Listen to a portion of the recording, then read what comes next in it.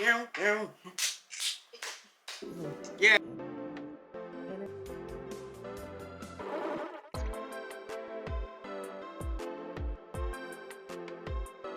It tastes like, I asked, biting my lip harder. Oh, Tell wait. me. I didn't start my YouTube intro. It's been so long. Okay. Good morning, good afternoon, good evening, no matter where you are in the world, no matter what time it is you're watching this. Hello, friend, and welcome back to my channel. And if you're new, welcome to my channel. Today we are finally coming back with Lewks in the Library. The title of the book is Pastors Eat Poissy 2. It's also by Quan Mills, which was the author of Old Thought Next Door. So we know it's going to be ridiculous, tantalizing, and cringy at the same time. Hopefully this time she got better voice actors, but if she didn't know, well, actually Quan Mills is a man. If he didn't, hey, to God be the glory. Anyways, let's get started. I'm gonna run it back because I accidentally started on TikTok first. So pretend you never heard it. Prologue. Yes. I'm on that cat. Eat that shit, old nigga. You like how that cat tastes? Hell yeah, girl. I bit my bottom lip hard. What it tastes like, I asked, biting my lip harder. Tell me. I moaned. I held tightly to the sides of Pastor's head with my hands as he relentlessly devoured the fuck out of my guts. Shit. Tastes like candied yams, girl. Okay. And not that nasty ass shit in a can. I'm talking fresh yams. With all types of marshmallow, cinnamon, brown sugar. He paused for a moment and ran. Yams, my nigga? Yams? Absolutely diabolical. And not just regular yams, the yams with marshmallow. You know, there's got to be a sin, first of all, for putting marshmallows on top of your yams. It's a sin in this house. Whoa. They're not bad. I've had it. It's good. Leave the people alone. You're from the north. I don't want to hear anything from you. What does that matter? That ain't no southern yam. Well, no, that's yams. We eat sweet potatoes down here. I don't know nothing about all that. You know, I'm cool with the brown sugar, a little cinnamon. There is no yam. It is a sweet potato. That's it. Nah, y'all manipulate To call it yams is ridiculous. Y'all manipulate it until it's a yam. We eat sweet potatoes. Y'all eat yams. No. Across the board, that is a sweet potato. And I put that on the Mason-Dixon I know line. what a yam is. I'm Caribbean. That ain't no damn yam. So what you saying? You better than us because you Caribbean? No, I just know what a yam is. That ain't it. Can I get you the yams? Sweet yams. Anyway. And his big bell pepper nose from my clit to my ass. Ooh. Taking a long whiff. Ooh. Bitch, my pussy juices overflow just thinking of how this old nigga was so fucking nasty. Pastor Wilson moaned and then said, And butter. Oh, God. Just like how my grandmama and them used to make it back in Hattiesburg. But girl, you know, I just love the way your little coochie smell. Okay. Pastor chuckled in his thick and deep Mississippi accent. Without hesitation, he went back to slurping and sucking on my little puss. He slowly caressed my inner thighs with the ends of his fingertips. It was crazy, too, because I was still so motherfucking blown by the fact that this old nigga had polished fingernails. Something I had noticed about him when I first met him. If he wasn't a pastor, I think this nigga was a fucking pimp. Shit, Meline did an excellent job buffering them nails, though. Might need that little Asian hoe's phone number so I can book me an appointment. As the so-called man of God continued to suck my sinning soul out of my sexy-ass body, my legs shivered non-stop like I was having a seizure. Bitch, go get me some CBD or something, because I swore I was seconds away from squirting all over this man's beard. Okay, God. You like that, huh? The bishop moaned among the incessant whooshing sound of his succulent slurps. Shh, don't talk. Just keep eating that little Wrap them big black lips around my clit, old nigga. I threw my head back and sunk it into the pillow. My eyes closed, and now, I kid you not, All I could see and feel was heaven. My hands gripped the bed sheets as Pastor Wilson's clit sucking seemed to intensify. Ooh, speaking of which, I just knew Maria or Jose was gonna be mad as fuck in the morning when they come in here and have to change these motherfucking sheets, bitch. My thick ass legs were wide open like a football field. Okay. And now I had this old crusty ass nigga playing in it like he was a quarterback. Except Pastor Wilson wasn't running the ball. Oy. Old fuck nigga was running his tongue in and out of my pussy and my ass. Good God. That nigga was truly an MVP. Somebody needed to come give this nigga a ring and induct his ass in a pussy-eating Hall of Fame. Shit, truth be told, this nigga was like OJ. And yes, OJ. Cause this old Morgan Freeman looking ass motherfucker was murdering my clip. Okay. Even with all types of scripture laced in his tongue. How I was shooketh right now. You hear me? Nothing but the sound of pussy juice slurps filled the cognac and Newport smelling air. The slurps bounced off the walls of the dark, musky motel room, mixing in with Newport, bitch. That's where you draw the line. Have some class. What are we talking about? I don't think so. Press play. both of our nonstop moans and groans. I couldn't believe this 70-year-old man was eating me out like this. In all of my days, I ain't never had a nigga have such perfected head game. This shit was amazing. Here I was, 23 years old, thinking that someone's nasty ass blessed the hands of the cook praying worms having granddaddy wouldn't dare know how to handle some young tender pussy. Oy. Chapter 1. Bitch, I mean... That was just the prologue. That was the prologue. Wait. I just want to shrivel up right now. Go into the corner and weep.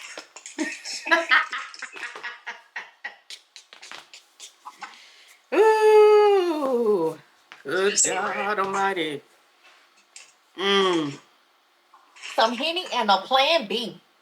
Bitch, I need some Henny and a plan B. That jam was my shit. Them hoes was crazy as fuck for making that song. The lyrics rolled off my tongue so seamlessly. But back to business. Hey, bitch, is you ready or not? I yelled out to my bestie, Kiara.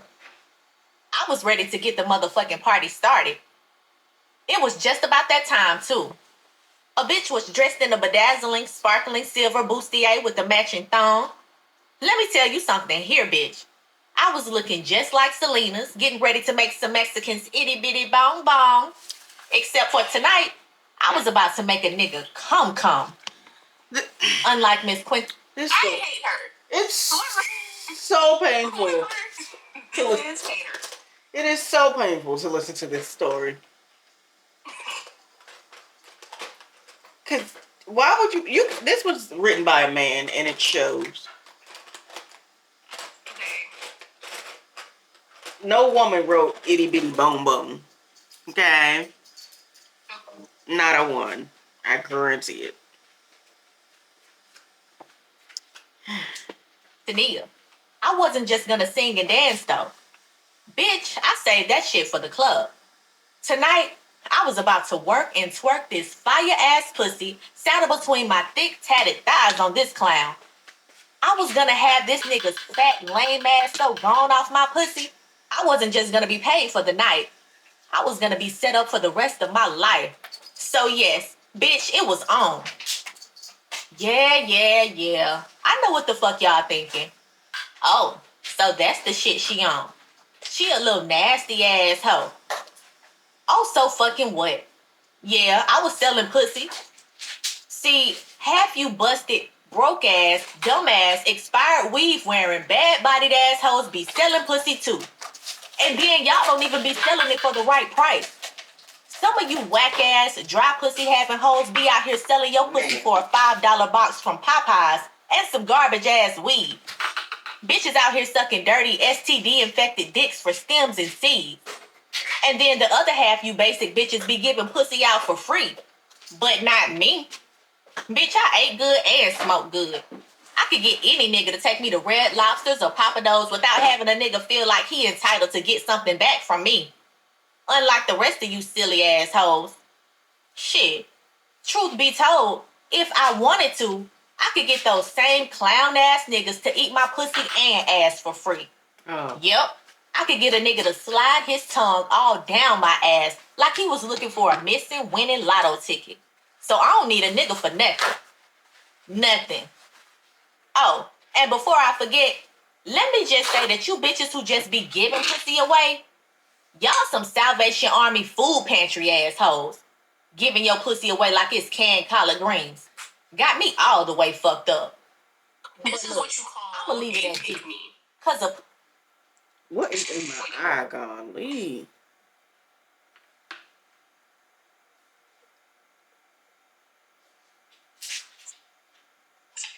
Why? You can tell every woman that she better than them. Just because she get it for a little bit more money than they do. I think that's outrageous. A little bit more is crazy. Now, I ain't just giving it out. Ain't no wham in the circle.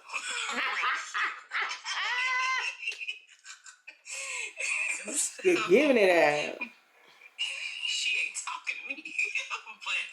But hello. She ain't better than nobody she named just now.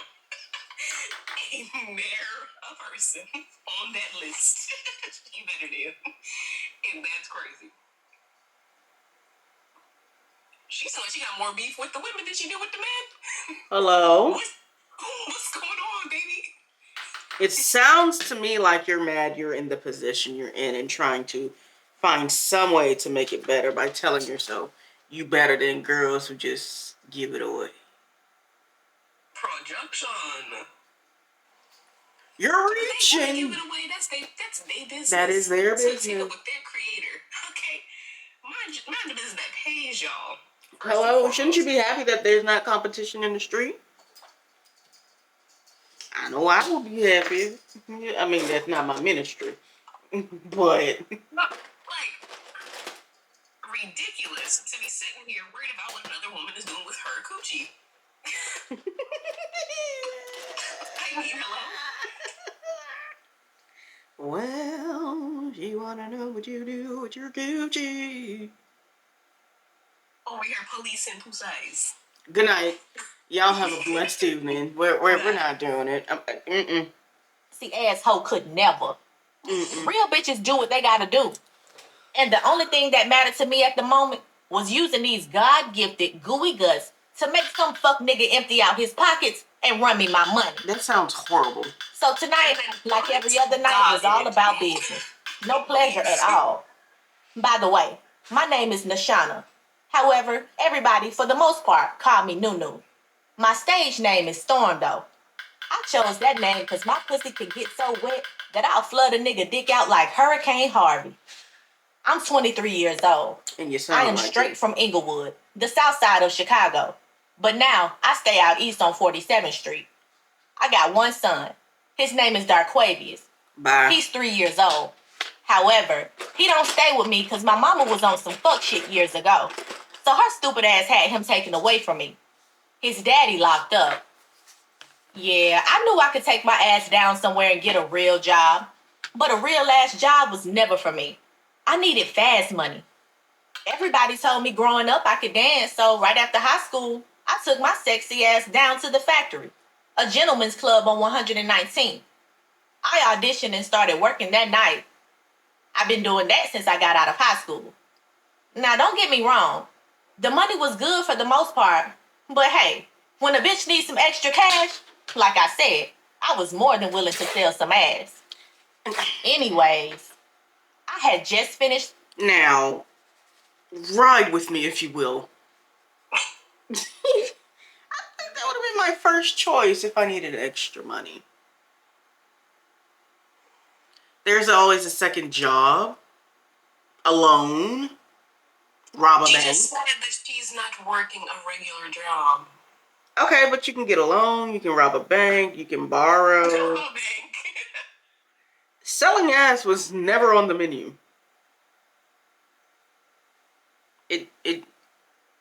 Sorry, just... I don't know. Maybe I'm alone on this ship. Maybe I'm solo. I promise you aren't. Yeah. Alrighty then. I don't forgot the girl name. What is it? Kiara or something like that? Taking a shower. Nunu. Now I was Nunu. staring my fine ass self in this motel's bathroom mirror, swiftly finishing my makeup. A pink lace front bob wig I bought just a day ago adorned my head, pairing well with my sugar cookie colored face. Kiara, too, was finishing getting ready. Tonight, we was finna mess with this nigga named Daryl. He was this fat-ass, lame-ass nigga from out west who was a low-key dope boy. Right. That was what he told me. I met his greasy-looking ass some time ago at the club. For the last month or so, he had been trying his hardest to link up with me. I'm sorry, just pause. I was reluctant at first. One more time. Although To call these men every name but a child of God, and then lay down with said men. We're rolling. You know the saying of you are what you eat.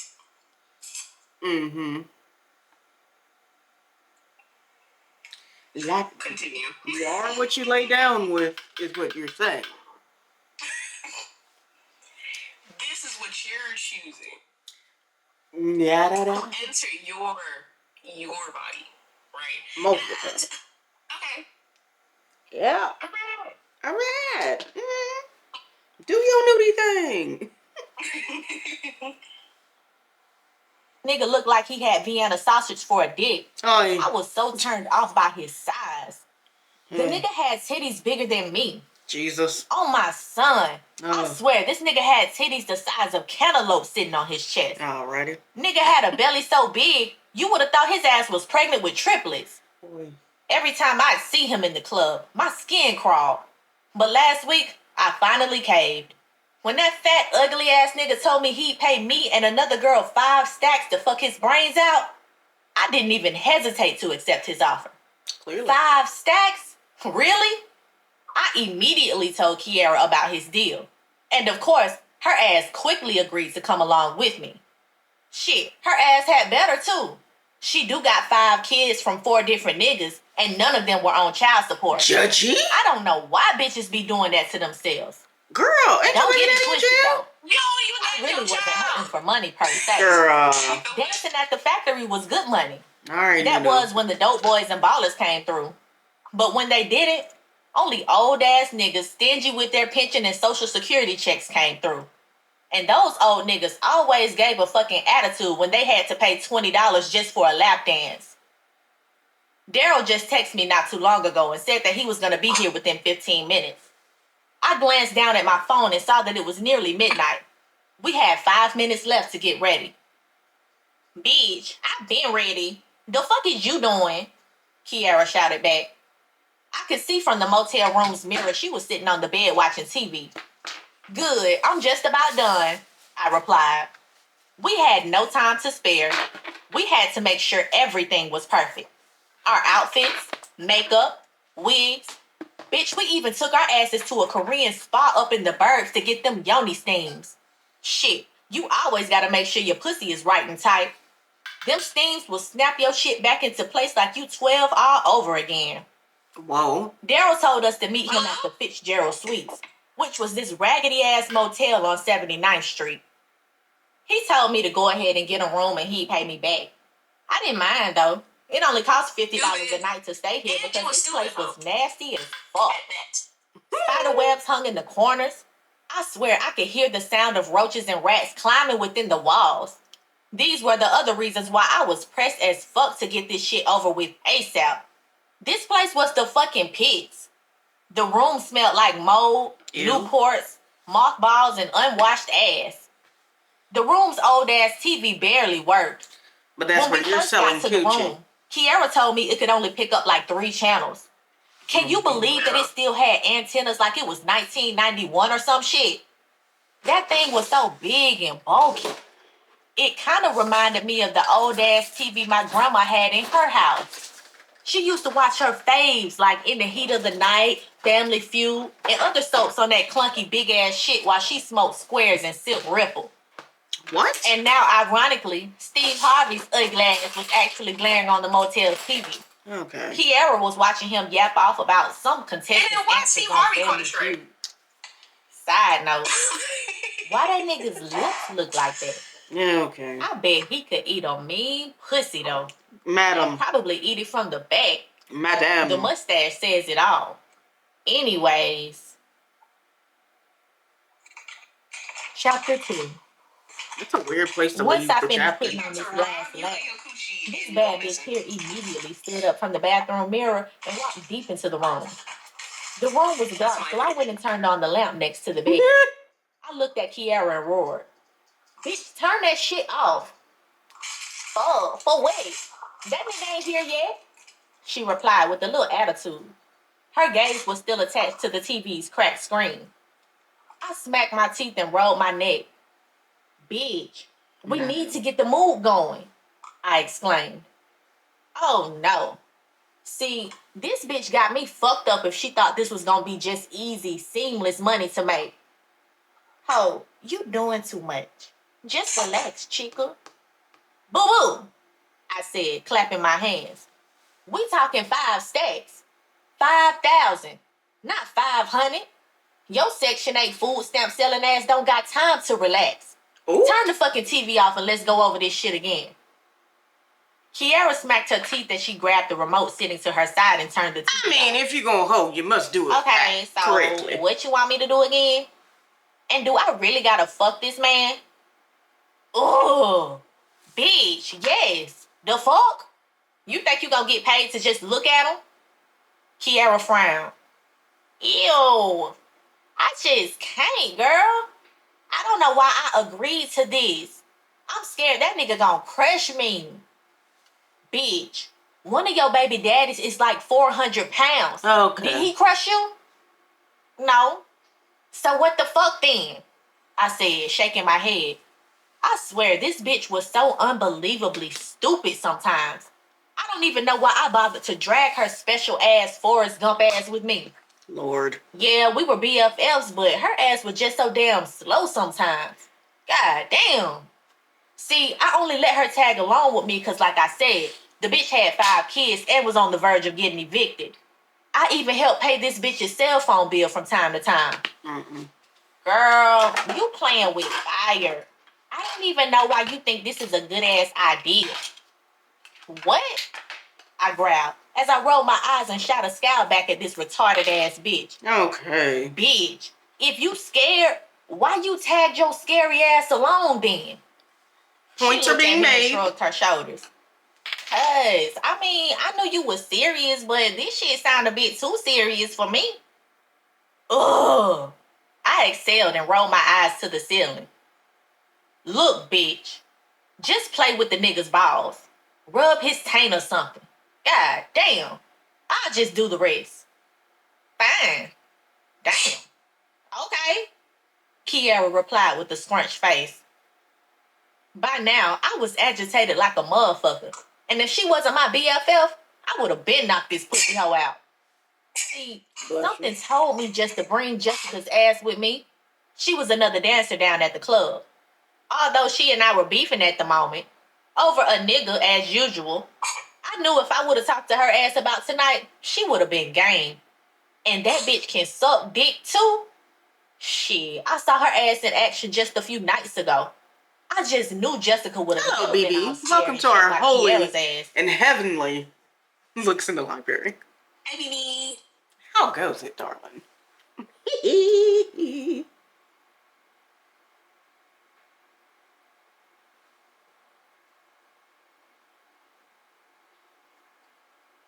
I can't hear it. Is she talking right now? No. I paused it for a second. I strolled over back to the bathroom counter, grabbed my phone, and then made my way back into the room. Look, I know you too good for this, but bitch, you gotta think long term. Yeah, well, this will be my first and last time doing this stupid shit. I'ma use my hair so I can go back to school and get my CNA certification. What? Bitch, fuck school. You really gonna clean shitty old people's asses for a living? It's a start, Kiara said and shrugged her shoulders.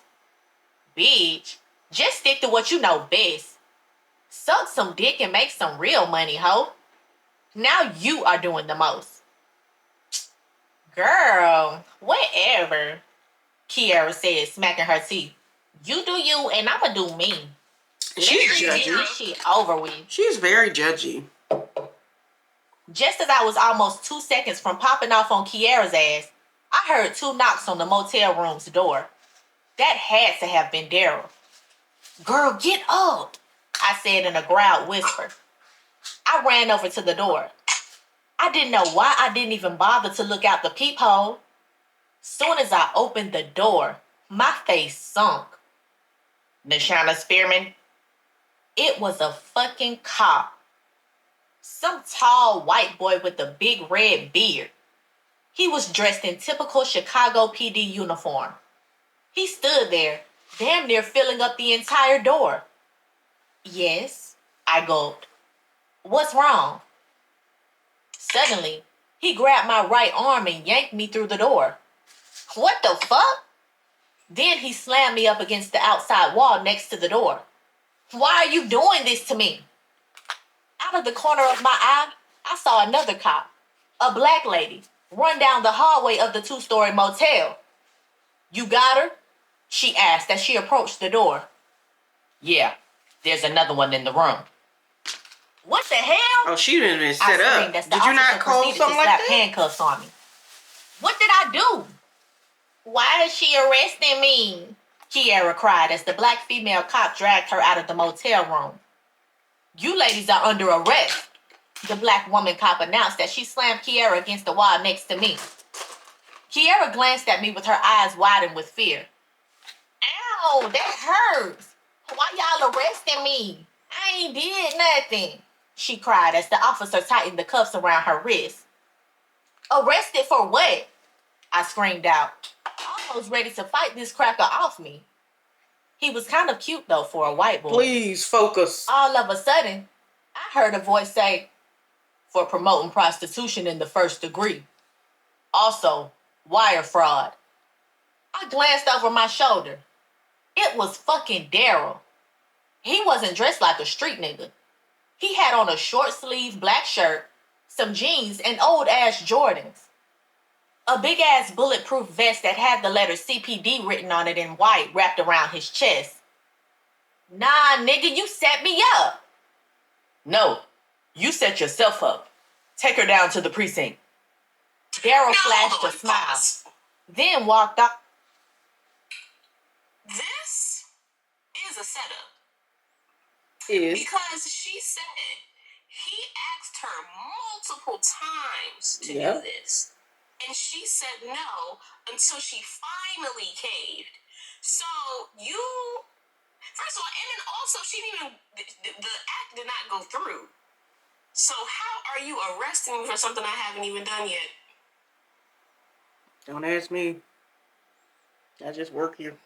I don't like that, girl, but this is an abuse of power. You basically pushed that girl to do that. True. And that's something for the lawyers to discuss. You know? Because, hello? But anyways, continue. Because if she told you no multiple times, why are you still bothering her? As the 2 cops hauled me and Kiara downstairs and into the back of a cruiser.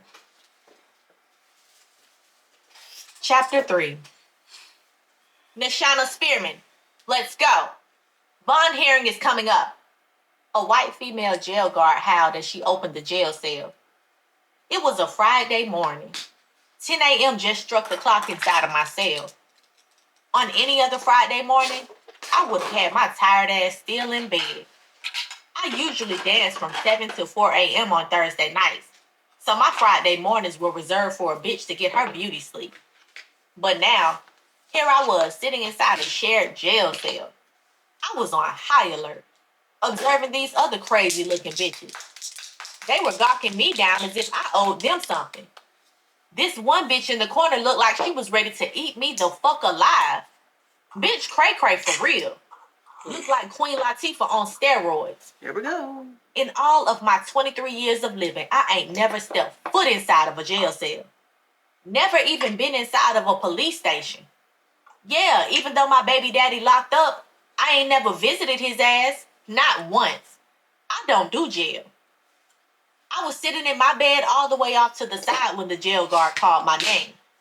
No longer in my sexy ass outfit. I was now in a baggy Cook County Jail issued orange jumpsuit, wondering how all of this even went the fuck down. That's not even jail. I quickly got up off my bed and ran toward the cell opening next to the guard. Please. I was still trying to wrap my head around why the bitches inside of here look like straight and up why would you know niggas. that? Built like them too. Another bitch in here looked like Lil Wayne and a zombie crackhead ass bitch had a baby. The jail guard proceeded to slap handcuffs on me and then led me out of the cell and down to a bullpen, a fucking cage that was like a waiting area. The bullpen was already packed with other inmates. We were all waiting for our hearing time at court. I was fucking livid. Turned out that fucking Daryl was an undercover Jake and was working to bust prostitution rings inside of strip clubs. I damn sure wasn't a part of no ring though. I did all of my whole activities on my own. It was so crazy though. Just as I was about to finesse that nigga, his ass finessed me first. This shit was just so unbelievable. Seemed like the cops ain't had nothing better else to do but to go after a hard-working hoe that was just trying to put food on her fucking table. But I guess that was part of the game, right? That was some bullshit for real though. Something should have told me that fat ass nigga was on some other shit. Just the way he moved, the questions he asked. Something was just off about him. He was so insistent on paying me too. Like, I fucked other niggas from the club all the time, yet he was the first willing to pay big money for my honey. That probably should have tipped you off. The noise and crowdedness of the bullpen was making me nauseous. I just wanted this shit to be over already. Okay, I still couldn't wrap my head around the fact that this clown really busted me for prostitution. I didn't even realize that shit was still against the law. My stomach grumbled. I hadn't eaten a damn thing since I'd been here. Some funky ass breakfast was served to us at 6 a.m. this morning. However, I refused to eat that nasty shit slop. Besides, I was gonna bond out anyways and head my ass straight home where I had some real food in my fridge. Luckily, I had talked to one of my guys and I got hooked up with the bail bondsman. My bond was apparently set at $20,000, so I only had to come up with $2,000 to get the fuck up out of here. No. I turned around when I heard a familiar voice calling my name. It was Kiara. Girl, what the fuck? I yelled. Mendered through the thick crowd of women and stood by my side. Bitch, I'm mad at you. You said nothing was gonna happen. Kiara, don't even start that mess now. It's not even a big deal.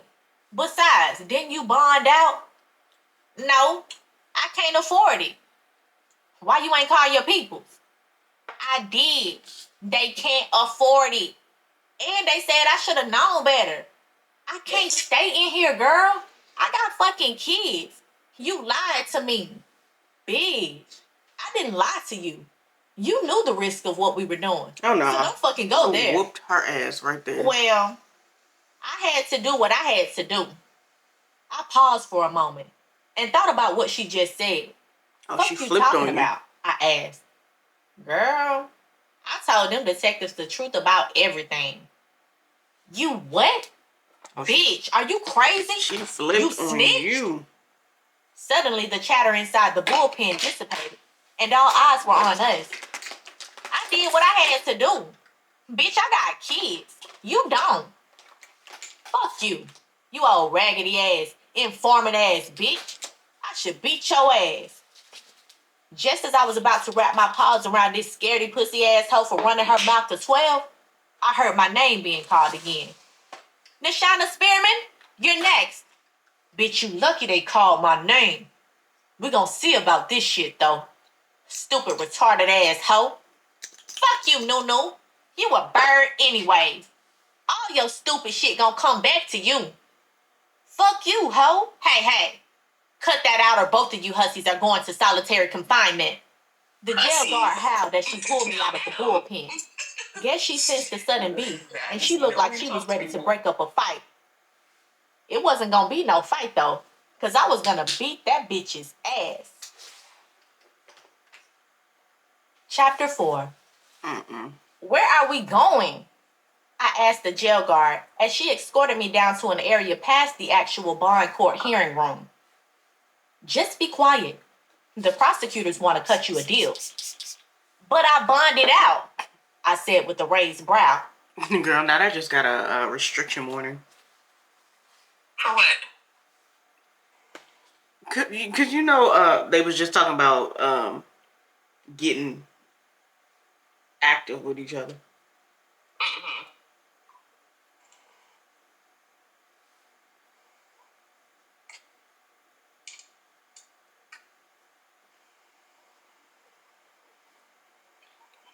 Quote unquote hate speech. It was like,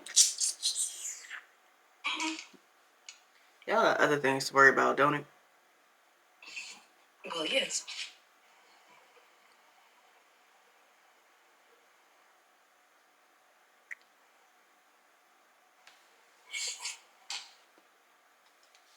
This bitch fucking with me. Okay, and I'm just taking you to where you've been requested to go, young lady, the guard explained. We arrived at a separate area not too far away from the court. Then I walked into a small visitation room.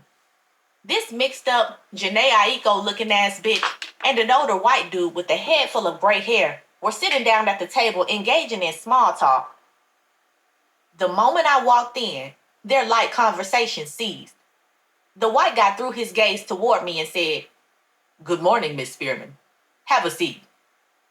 The white jail guard, who looked like a straight-up bulldagger, then walked me over to an empty seat nestled between these two motherfuckers. She took the cuffs off my hands, and then I proceeded to sit down. Why am I here? I bonded out. I'm confused. Well, not so fast, young lady, the mixed-looking hoe said. She looked like she was about in her late 20s, maybe early 30s. We filed a motion to delay your bond hearing so we can offer you a plea deal. Just because you bonded out doesn't mean you're free. I know what the fuck bond out mean, lady. I ain't stupid, and I want to speak to a lawyer. The white guy looked at the mixed bitch and gave her this look. It was like he was low-key telling her to shut the fuck up, because she was dead-ass wrong for talking to me like I was some little-ass kid. He then looked at me and said, "She didn't mean it like that. But we want you to consider a plea deal before any of this goes to trial." Nah, fuck that. I ain't taking no plea at all. And I ain't saying shit. Where's my lawyer? Suddenly, the white guy yanked out some paperwork from a briefcase, flew past a few pages, and then slid the thick wad of paper toward me. "Look at that," he said. "You see, your friend is running her mouth to us left and right. Look, we're about to offer her a deal too. But understand this. She's gonna get off if she tells us more about your shenanigans. But you go to state prison for 8 years. The fuck? For 8 what? years is crazy. Just for selling my own pussy? These motherfuckers was on some other shit. 8 years? And then they was accusing me of wire fraud? I don't even know what that means. Nah, I'm gonna fight this bullshit. Machina, no. And please lower your voice, the mixed bitch said. Who the fuck is y'all anyways? I asked. Oh, sorry we didn't introduce ourselves.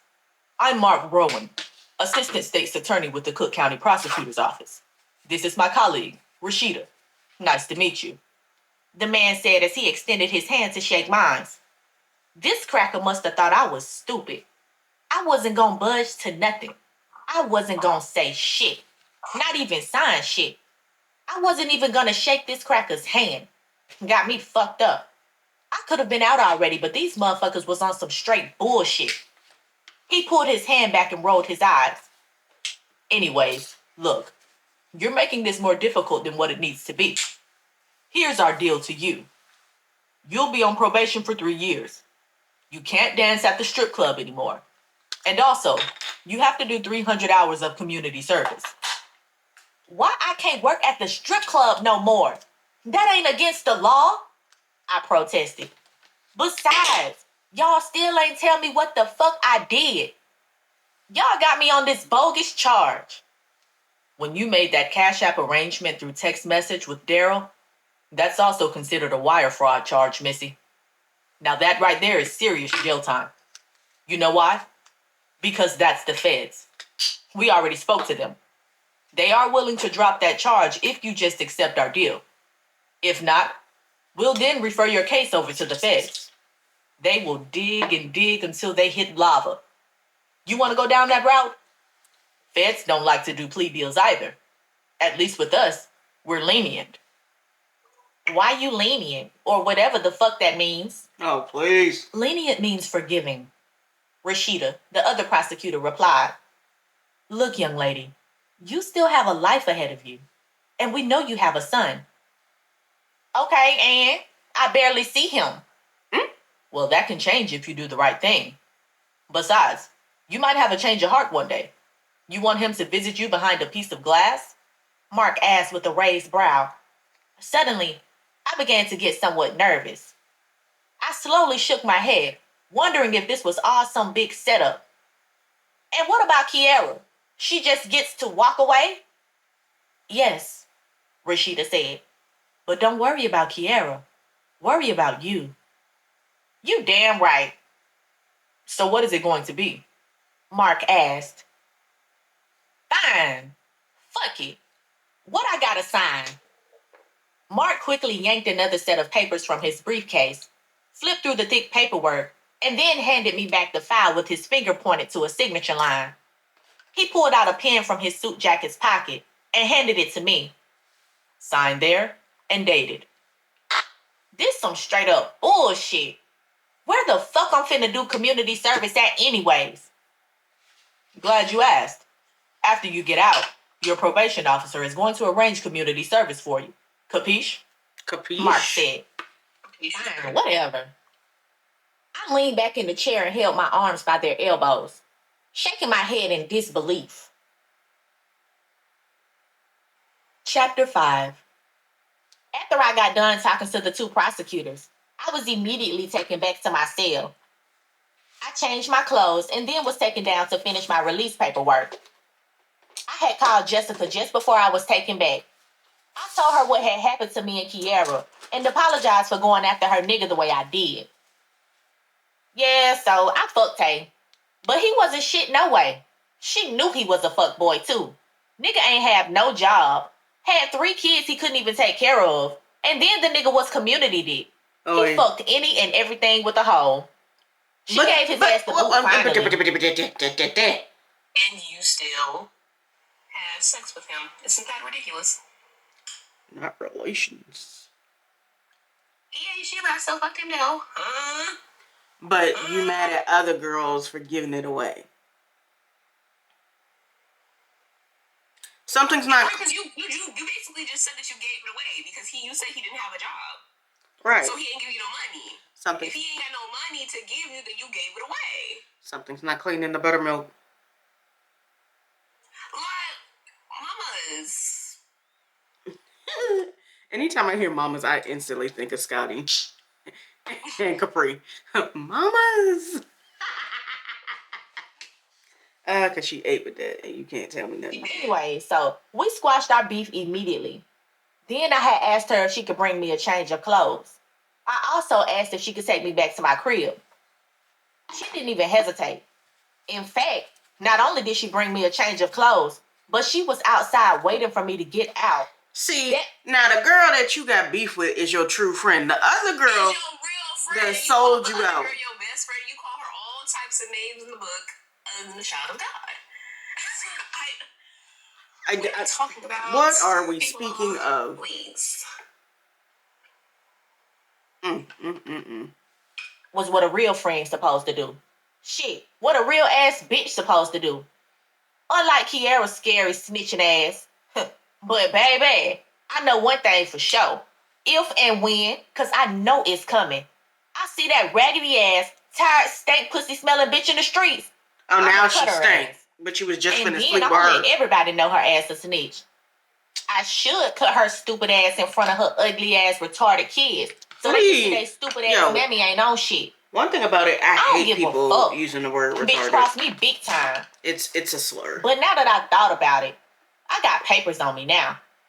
3 years of fucking probation. I don't believe this shit. Just for selling my own pussy, mind you. Anyways, I was no longer in a jumpsuit. I was in a t-shirt, some leggings, and some Jordans. Basic shit. But it was better than that jail issue orange one piece. With the jail guard to my side, I sauntered down into my probation officer's office. He was some short, chubby old nigga with a perm. Not another restriction. Nigga looked like a temptation. He was reading a newspaper when we walked in. Machina Spearman, he said and smiled. Yes. Have a seat, young lady. He replied. Every time she talks the jail about guard then walked off. I sat down. Getting active with somebody, I get a restriction. I'll be your assigned. So this is probably the first and last time we're going to be over here. I see you are new to all of this. So I'm going to go over everything, okay? Okay. It is what it is. I replied, slightly rolling my eyes as I sat back in the chair. Walter's fat, ugly ass scared me up and down for a second and then uttered, "Drop the attitude. I'm not the one, young lady." "I ain't got an attitude," I said, rolling my neck. Well, I did have a little attitude, but not because of him. Because of all this bullshit. I hear an attitude, though. We're then grown, silence though. came between us. Look, I'm going to try to make this as easy as possible for the both of us. For the next 30 minutes or so, he went over every single rule I had to abide by. I had to check in with him every week on Thursdays. I had to be in the house before 9. I couldn't work at any strip or gentleman's club. I had to track that I was looking for gainful full-time employment or whatever the fuck that meant. Mr. Baines went on and on until finally he came down to talking about my community service requirement. Okay. The state is also mandating you to complete 300 hours of community service. I have 3 options for you. First one is a homeless shelter. St. Sabina in Auburn Gresham is our partner. The second is a food pantry out in Roseland. The third is a church on 35th Street. Apostolic Missionary Baptist Church. You'd be working with young women there. Shit, just make me do the church. The 2 other ones sound far from where I live. That's what I thought you'd choose. Good choice. I know Pastor Wilson personally. He's a good man, a true servant of the people. You know, he's also running for mayor. Oh, okay. I replied, not really caring. I just wanted this off. This can't be the pastor we heard in the prologue. There is something to say about a pastor who wants to have political power. Just saying. Just saying. The two cannot, in my opinion, coexist. Intertwine. Church and state is a thing for a reason. Please. Continue. Continuing. Old fat nigga to hurry the fuck up so I could jet. I needed some dick too, and really some weed. But now I was going to be tested for drugs and alcohol literally every 2 weeks. So sparking up a blunt was going to be a big no-no. But dick, I could get, and plenty of it. A bitch wanted some crab legs too. I knew just the perfect nigga to give me that combo. Here's the contact information for the church. Please, call Gloria Jackson, the church's secretary, to arrange your service requirement. I will need her written confirmation ASAP. Have her fill out this form when you meet with her, and bring this back on our next appointment. Mr. Baines explained as he handed me a slew of paperwork. Got it, I replied with a fake smile. Well, that's about it, he said as he stood up. I stood up too. Thank God. By the way, Mr. Baines said as he reached his hand out to shake mine. I slowly shook it back. Too bad you can't dance no more, though. Sir. I used to see you all the time at the factory. Lord. Mr. Baines scanned me up and down and then bit his lip. What? I exclaimed with a scrunched face. Storm, right? Lord. My eyes widened. Immediately find the probation officer. Look, I gotta go. Conflict of interest. I stormed out of his office. Ew. I can't believe I was gonna have to deal with this fucking low-life creep for the next 3 years. Oh, hell no. This nigga done seen me strip? I was gonna complain about that and get a new probation officer. I took off and made my way into the parking lot of the jail. No. I heard someone calling my name. I spun on my feet for a second until I saw Jessica waving me down as she stood outside of her car. Hurry up, bitch. I'm trying to get my pussy ate. Alrighty. Chapter 6. Just no one I has playfully class. ran up to Jessica and said, "Girl, you crazy as fuck. Why would you scream that shit out loud in the parking lot for all of these niggas to hear you?" "Girl, I don't care. It's the motherfucking truth anyways." Jessica laughed as wind blew through her purple bundles. My bitch stayed glowed the fuck up out here in these streets. Jessica was a thick-ass red bone who would remind you of Meg the Stallion but with lighter skin. Her eyes were a mix of light green and blue. Her mama was Dominican and Puerto Rican, and her daddy was half black and half Italian. That was where she got her mixed looks from. You ain't never lied. I want to get mine ate too. But now I'm too stressed the fuck out. I just want some weed, dick, and vodka, bitch. I'm just so upset all this fucking happened, I explained as I got into her Beamer. Jessica was a smart ass hoe. She saved every single dime she had and knew how to spend her money wisely. Which was why she was pushing this new all-black BMW 550 IL.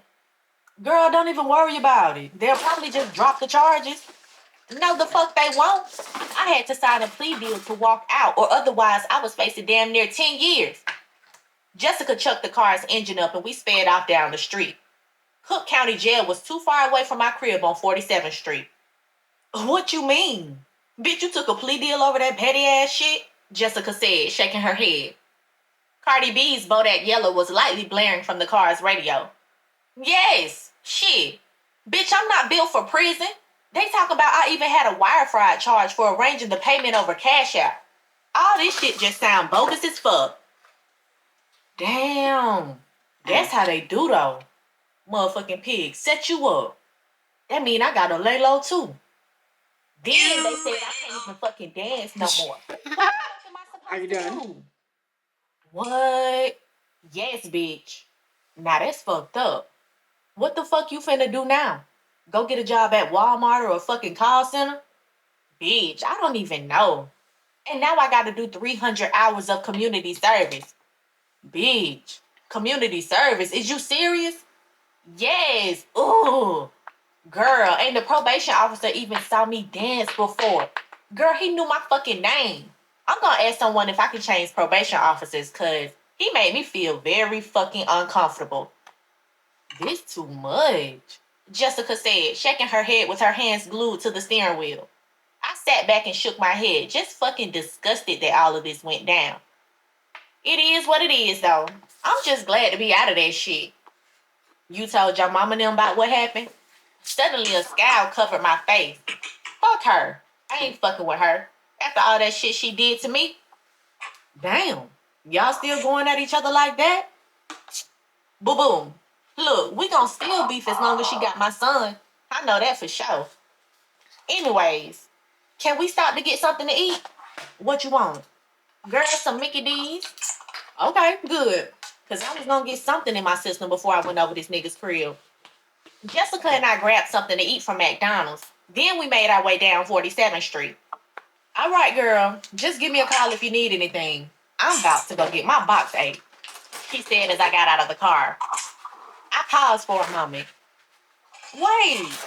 Oh, so you was serious? I asked. Hell yeah. I'm messing with this old ass man, girl. This nigga a pastor and everything. He eat pussy like it's going out of style, too. Lord. Bitch, no. You gonna get worms. A old nigga? A pastor? The fuck? Yes. Oh, no. Bitch, you crazy as fuck. I just cringed at the idea of letting a nigga over the age of 40 put his tongue inside of me, let alone fuck me. I wasn't with that shit at all.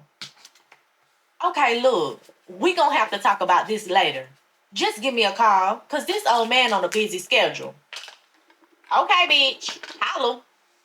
I closed the door, then made my way toward my apartment building. I lived in a 2-bedroom apartment on 47th and Lake Park. And no, I ain't on Section 8 for all you nosy, judgmental bitches. I paid for all my shit and paid it on time. I don't recall asking. But now I didn't even know how the fuck I was gonna keep up with my bills. If I couldn't dance, my ass was gonna have to get on a Section 8 wait list. Stripping was good ass money. In one night, I could make at least a G depending on what type of niggas came through.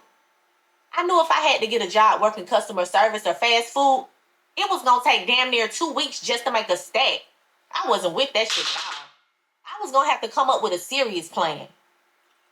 Nunu, I know you hear me, little girl. Just as I was about to put the keys in my door, I turned around to the familiar voice of none other than my trifling ass, lying ass mama. She strolled up from the sidewalk. She was by herself. I rolled my eyes and asked, "Where Darquavius at? And what you want?" "Where else would he be, Miss Irresponsible Stripping Prostitute?" "He's in school. Just like where you should be if you wasn't so busy being a little nasty Jezebel." "Mama, I ain't got time for your bullshit today. You can go on with that mess, like, for real." I threw my gaze back to the apartment building's front door, ready to go inside. I wasn't gonna let her stupid ass in either. Bitch, I got shit to do. "Oh, no. You got time for it today, young lady. I heard about what happened to you." I froze. "How?" "Your little stripping friend's mama came into my Facebook inbox crying, talking about you got her caught up in some mess." "How the fuck she even find you?" "I don't know and I don't care. All I know is I know what your nasty ass has been up to. We talked about this. And now I'm gonna run down to the judge and tell them to take away all your custody. You are a horrible mother and a daughter. Got me out here looking crazy." As soon as she said those words, I was ready to wrap my hands around this bitch's throat. My mother was one of those fake ass, born again Christians who swore she was better than everyone else just because she knew Jesus. She always was judging people when the bitch had a past herself. Her ass used to be a crackhead, and she used to let all types of niggas run through her tired ass. Now that she was on some holier than thou bullshit, cause she found Christ, she was going around acting like she was the best mother and grandma. Your mama ain't shit. That's just a fact, unfortunately. Because I went to prison, not jail, because I don't know what you're talking about. She went to prison.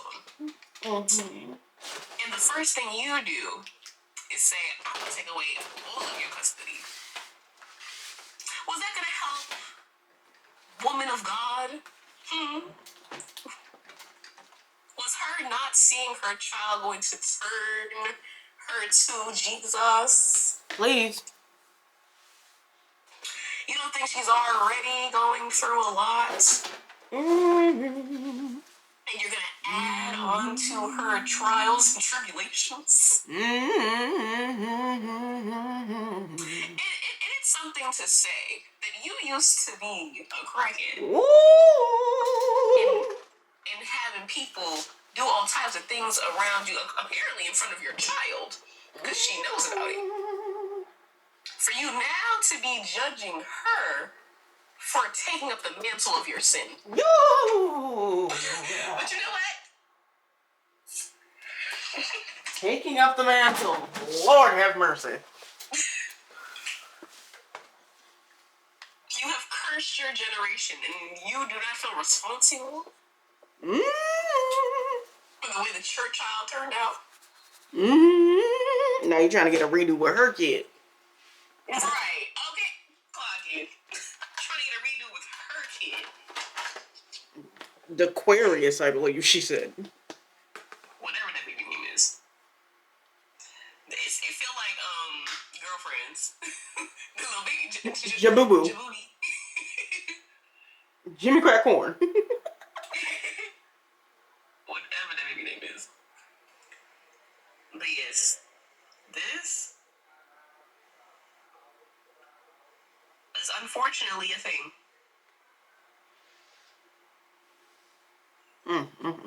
Because not you holier than thou now.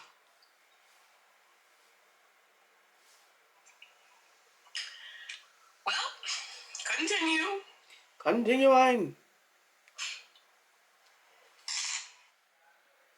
In the world. Bitch, try me if you want to. I swear to God. I said as I balled my fist. I needed to calm down or else I was going to catch another charge. Mama stopped me balling up my fist. Or you gonna do what? Little girl, you need God. That's what you need. But I ain't playing with you. Darquavius needs a better mother. You are reckless. Bitch, fuck you. You the reckless one. Reckless with your mouth. You used to be a fucking crackhead, but now you think you better than folks because you read the Bible and pray? Bitch, pray for a better job and a wig. Ooh. See? There you go. That attitude, that mouth of yours is going to be your undoing. I'm serious too, Nunu. I'm getting full custody over Darquavius. And by the way, once I do, I hope you know the state will be sending me a big old nice check to take care of him too. And there If it you wasn't is, so ladies and gentlemen. The real reason. Indeed, it is the real reason. That's why a lot of people adopt. They ain't got nothing to do with love for helping kids or none of that. First of all, that's not even true. You only get a check when you foster, not when you adopt. Hi, Tobin. And it's your grandchild, so I'm pretty sure, even, especially in that situation, you would not get a check. Unless you're talking about taxes. You get a check for taxes. That's it. Unless you formally adopts him, then probably not.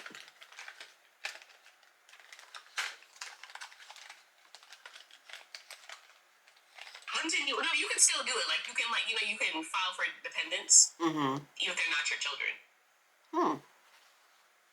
Well, yeah, because for a dependent, all you need is a social security number. But yes, the things do them. If popping pills and smoking that reefer, maybe he wouldn't be autistic. Oh, that was it. I had enough. Bitch, I'ma fuck you up. I screamed and lunged at my mother. I didn't care anymore. Locked my ass up, cause I was finna beat a bitch's ass. Here we go. Chapter 7. A week later. You're lucky she's not going to press charges, Machina. Rashida, one of the prosecutors who offered me a deal, said as she shook her head. What would make you do something like that anyway? She pressed my buttons. She threatened to take full custody away from me. I barely see my son as is. Well, it looks like that's going to happen now, Machina. Look, I'm going to mandate you also enroll in anger management as a part of your plea deal. Attacking your mother was totally uncalled for. How would you know? Come on. I just got out and my mama was already harassing me over some bullshit. This ain't right. Nishana, there's a lot about life you won't like, but that doesn't give you the right to put your hands on anyone. Now look, either enroll in anger management class or go to prison, and we'll revoke the plea deal. On that note, I said what I said, and now I'm done. Rashida declared as she stood up from her seat and made her way over to her office door. I exhaled and shook my head. This was some bullshit, for real, for real. It was Thursday morning, and I was sitting inside of Rashida's office. Ironically, I was supposed to be meeting with Mr. Bain's nasty ass in a few hours. After I pretty much beat my mama's ass for talking cash money shit, unfortunately, I got locked up. Again. This time, though, I got out within a few hours. My mama decided not to press charges against me for assaulting her. Prosecutors told her I had a plea deal and that if she pressed charges, I was going straight to prison. Guess the hypocritical bitch felt sorry enough for me to spare me hard prison time. Yeah, so I put my hands on my own mama. I don't give a fuck. I felt like I was defending myself. I mean, how the fuck you just gonna show up to my shit and try to go ham on me over some goofy ass shit you ain't know nothing about? So what? Kiara's stupid ass mama came into her inbox talking about I got her daughter caught up. Bitch, your daughter is grown. You hear me? Fucking grown. Retarded ass bitch. Grown enough to pop out 5 kids from 4 different niggas. Was she caught the fuck up then? But all of a sudden the bitch wanna act like she ain't know what the fuck she was getting herself into. And now I was the one getting blamed for her getting locked up. No. Fuck that. That raggedy bitch made her own decisions. So she gotta deal with them. Her mama just mad because her broke ass didn't have them funds to get her stupid ass daughter bonded the fuck out. And now she wanted to go cry to my mama, talking about I ruined her life. The fuck? Really? It was weird as hell Kiara's mama would even slide in my mama's Facebook inbox like that anyways. Because my mama don't even know that bitch like that. And I only met Kiara's mama once. I think that bitch must be on the pipe too, because only a basehead ass dumb bitch would do some silly shit like that. Anyways, Rashida gave me a call this morning and demanded I come down to her office to speak with her about what happened between me and my mother. And here I was, trying to justify my behavior. Self-defense. Bitch should have never ran up on me like that with the bullshit. Now what was really pissing me the fuck off was that now this Rashida hoe was trying to ding me for sticking up for myself. She didn't even want to really hear my side. Said there was no point because nothing justified me putting my hands on the bitch. Fine then, I replied. Fuck it. I had to do what I had to do. Because at the end of the day, I still refused to go to prison. I stood up, and just as I was about to make my way out of the door, Rashida said, "You're supposed to be going to meet up with your PO, right? Mr. Baines." Yeah, speaking of which, Rashida quickly interrupted me by saying, "Well, he's out on sick leave. He had a heart attack." I froze in shock for a second. Oh, wow. How you know? How you know I it's called crazy? the PO's office this morning to check to see if you had started submitting your community service hours. And I also wanted to see if you had been faxing over your job search history. I raised an eyebrow. But it's just been a week though. Damn. Was she being for real right now? Like, for real? A bitch just got out and you was already checking for me hard like this? It doesn't matter. And here's what you're gonna do though. You're gonna take your behind straight down to Apostolic Who so they you be can meet talking with the to community though? service coordinator. His name is Kevin. He and I have already talked. He's expecting you within 2 hours. What about my PO appointment though? I had them change your scheduled PO meetings. You're coming back tomorrow to meet with Mrs. Harrison. She's a lot more thorough than Mr. Baines. I was going to put in that request for you to change POs anyway. I think you need someone who is going to be more stern with you. I shook my head and rolled my eyes to the dusty office ceiling. Just like that, I wish the nigga didn't have a heart attack. Yeah, he was a creep. But now this Miss Harrison bitch sounded like she was going to be worse. This is just a lot. Damn, no wonder people be going back to jail. Shit. Oh, being on probation is ridiculous. And if you don't get your act straight, you're going to be there with them. Now please get out of my office. Stay out of trouble. Do your damn requirements and try to live a normal life. It's not that hard, sis. Okay. Ugh. I wanted to wrap my hands around this mixed bitch's throat. And just the way she said it had me ready to cuss her the fuck out. If this bitch didn't have my freedom in the palm of her hands, I would have been decked this blazing hoe in her fucking throat. I fake smiled as I made my way to the door.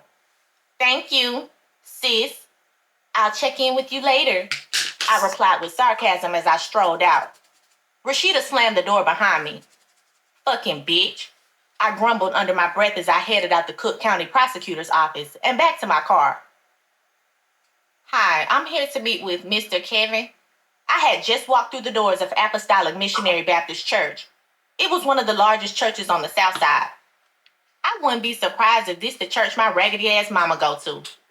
The older black woman receptionist, who had a small gray afro with her dark skin, glanced up at me. "And you are?" she asked. "My bad. My name is Machina Spearman. I'm supposed to be doing community service here." "Oh, yes. I believe Pastor Wilkins did say that he was expecting an appointment." He's also one of our youth pastors. Follow me, she said as she stood up from her desk and walked over to me. I'm Deborah, by the way. I'm one of the church secretaries. She reached her hand out and I shook it. Nice to meet you, Deborah. What brings you down to Apostolic? Are you a member? She asked as she escorted me down a hallway. The front of the church had a massive office wing. I never knew churches could be this big. For a second, I thought I was in some building in downtown, like a law office or some shit. I gotta do community service for my probation requirement, I said unapologetically. I knew she was gonna judge me, but hey, I didn't give a fuck. I was just down here to do my service and that was it. I didn't even really believe in God or Jesus like that, truth be told. Praying and none of that shit never worked in my opinion. Oh, she then went silent and didn't say another word until we arrived at Kevin or Pastor Wilkins' office. She knocked. Come in, a male voice said from the other side. We walked into the huge office, and as soon as my eyes landed on the pastor, Here we a go. bitch fell instantaneously in love. Are you Machina?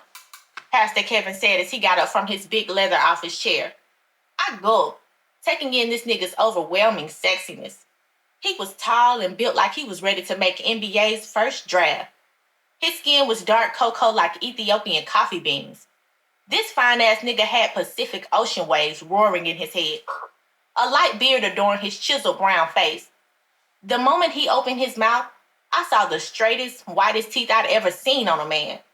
He was dressed in a three-piece Italian gray suit with matching gaiters. Nigga looked like a mafioso or some shit. He walked up to me and extended his hand. I shook it slowly. I wanted to feel those hands. You can tell a lot about a nigga just by his hands. They weren't too soft, but not too hard like he did hard labor. I could tell this nigga worked out at least 5 to 6 times a day. My God. This nigga now had me a believer. Believer that he probably had a big ass, thick dick hanging from between his legs. Okay. Nice to meet you, I said and smiled. No decorum. My eyes were unblinking as they attached to this man's sexy ass face. Have a seat. I'll take it from here, Deborah, he said to the church receptionist. Well, we welcome you to our sanctuary, Miss Spearman. Be blessed, she said, and walked out of the office, closing the door. I sat down in the seat in front of his big oak desk. He took a seat, cleared his throat, and rummaged through a manila folder in front of him. He was quiet as he read through, I guess, some paperwork that had been sent over to him. While he kept his eyes locked to the paperwork in front of him, I scanned his office while the smell of his cologne wafted in the air. That shit was driving me insane. Bitch, my pussy was getting so damn wet just smelling him. In the church. I was literally to the point where I was going to have to excuse myself and check on my kitty. So, Miss Spearman, Pastor Kevin uttered and then cleared his throat. 300 hours is what you have to give us. We have multiple functions around the church. We have a pantry, a daycare, several mentoring programs. Although I know you're doing this as a service requirement for probation, we may still have to background check you, since you may end up volunteering with some of our babies. I'll have to check with Pastor Wilson to see what he... Suddenly, Pastor Kevin was caught off guard by 2 knocks on the door. It's open. Come in. The office door opened. Pastor Wilkins. Just the man I wanted to see. Hey, Pastor Wilson, I was just mentioning you. Chapter 8. Oh? What were y'all talking about? Pastor Wilson asked in a deep, heavy semi-country accent. I turned around in my seat and looked at the man. I'd seen his face before from somewhere. I just couldn't remember. I had to think about this one for a second. He glanced down at me with a huge smile stretched across his dark brown face. And who are you, young lady?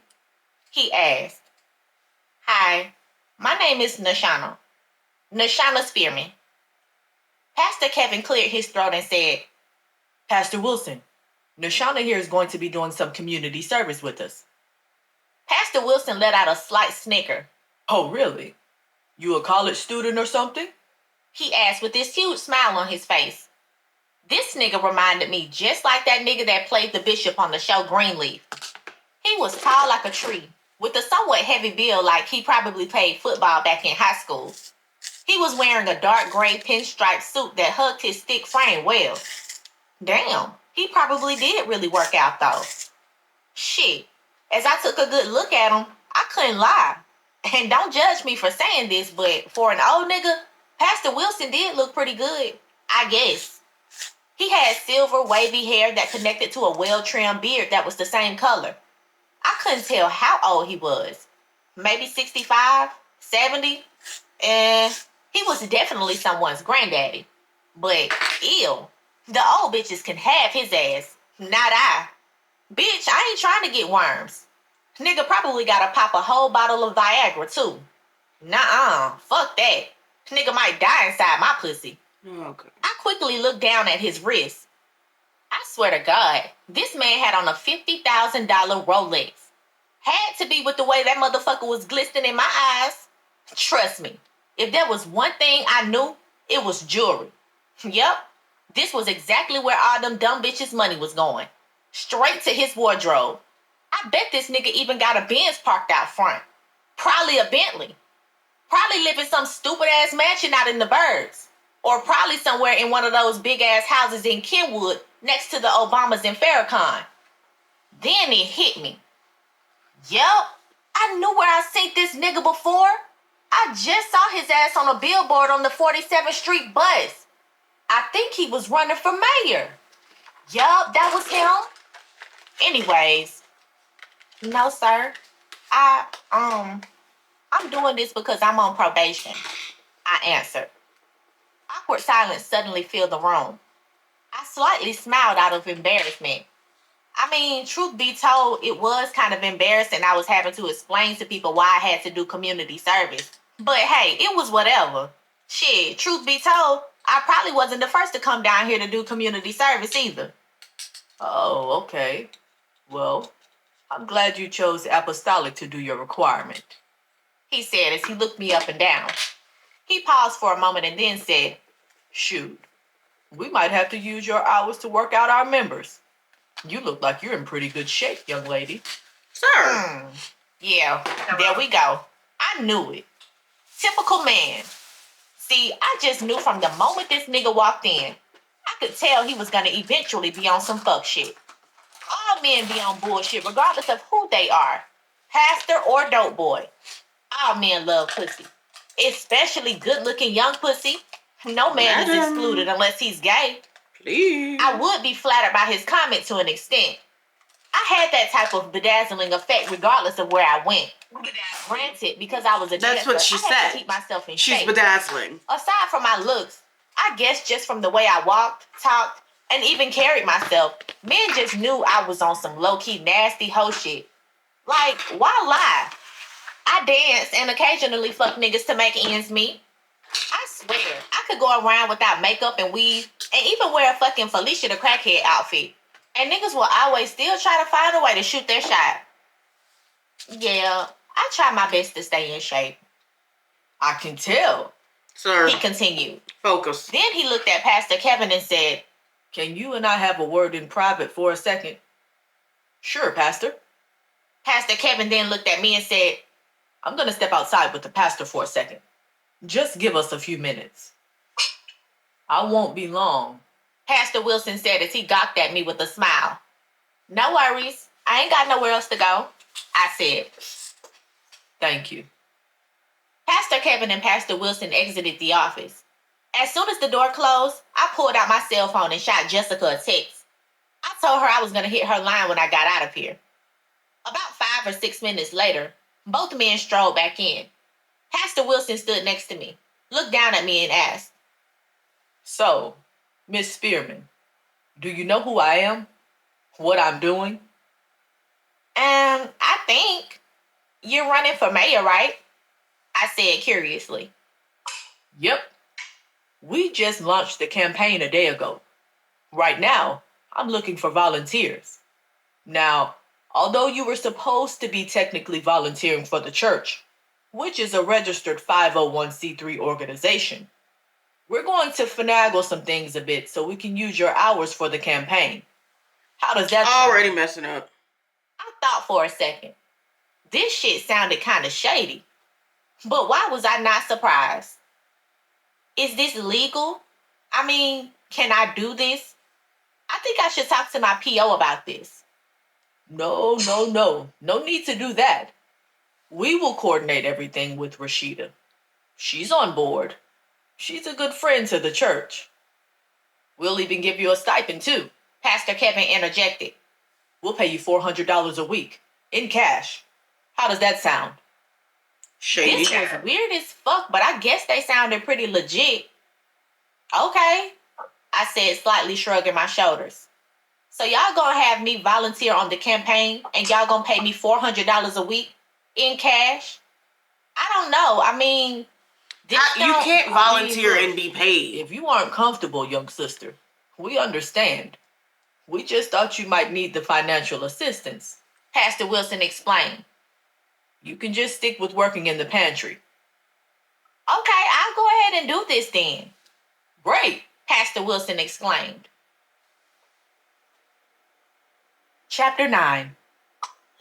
After I pretty much agreed to be a paid volunteer on Pastor Wilson's campaign for mayor, I spent the rest of my day at the church getting a tour of the facility. The church owned a vacant building next door and was using it as his campaign headquarters. That was where I was going to be doing most of my volunteering. Pastor Wilson told me I was going to be doing everything, passing out flyers, circulating petitions, making phone calls, etc. I had no idea what any of that meant, but he said they would train me. Pastor also said that I was going to be meeting with the campaign manager next week, and from there, I would need to hit the ground running. I wasn't expecting all of this, really. Shit, I also still needed to get a job like ASAP. But then, they were going to pay me $400 a week. I was only going to be technically volunteering 10 hours a week, too, which was crazy. $40 an hour just to pass out flyers. So I probably could still look for another job in the meantime. By now, I had made it back to my crib. A bitch was starving. I ordered a pizza from Italian Fiesta and was waiting for them to come. I was laying up in my bed watching TV when my phone started to ring. It was Jessica. What's up, bitch? I was just about to call your ass, I answered. Girl, you won't believe who I just ran into. Who? Fucking Kiara. Guess she finally bailed the fuck out. Where you see her scary ass at? Oh. Bitch, at Walgreens. And guess what? Her ass was straight spilling all types of tea about you. Said you was a motherfucking liar. Said that you had told her that y'all was gonna drug that man and take off with his money. I mean, she went on and on. Bitch, she is telling everybody your business. Bitch, what? I know you fucking lying. Oh, I swear to God. Yo, look, bitch. If I see her ass in the streets, it's motherfucking cracking. I swear to God. Now, I knew Kiara's ass wasn't that bold. She a motherfucking lie. Ain't nobody was gonna drug Daryl. I was just gonna give him sleeping pills and then we were gonna take off with his credit cards and shit. But, ooh, these bitches ain't built like a damn nowadays. Here's exactly how bitches get fucked up. Now she was crossing the line. Dang, Kiara, were they lying on you? And then you just told us that Kiara was telling the truth.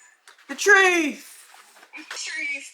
Kiara was telling the truth. No lie detected. It's just clear that you're slow. And stupid. And dumb.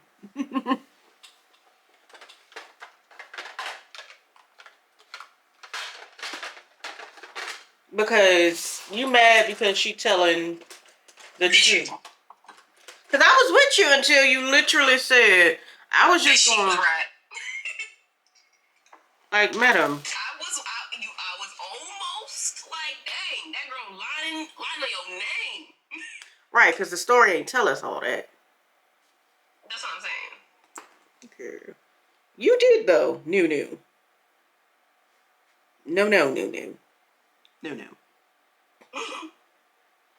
Stupid. All the way. That was some straight up pussy shit, like for real.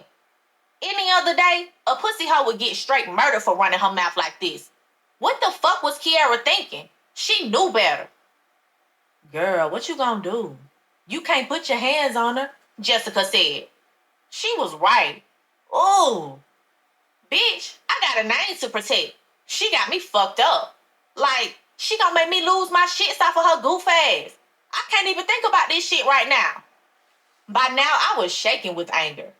Like, something was in me to hop in my ride and slide on that pussy hoe. Girl, just relax. Ain't nobody taking her snitching ass serious any damn way. But still, you know what? You right, though.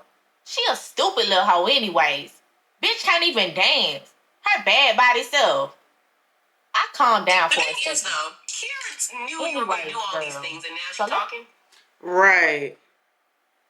That's the part for me. You were an accomplice, madam.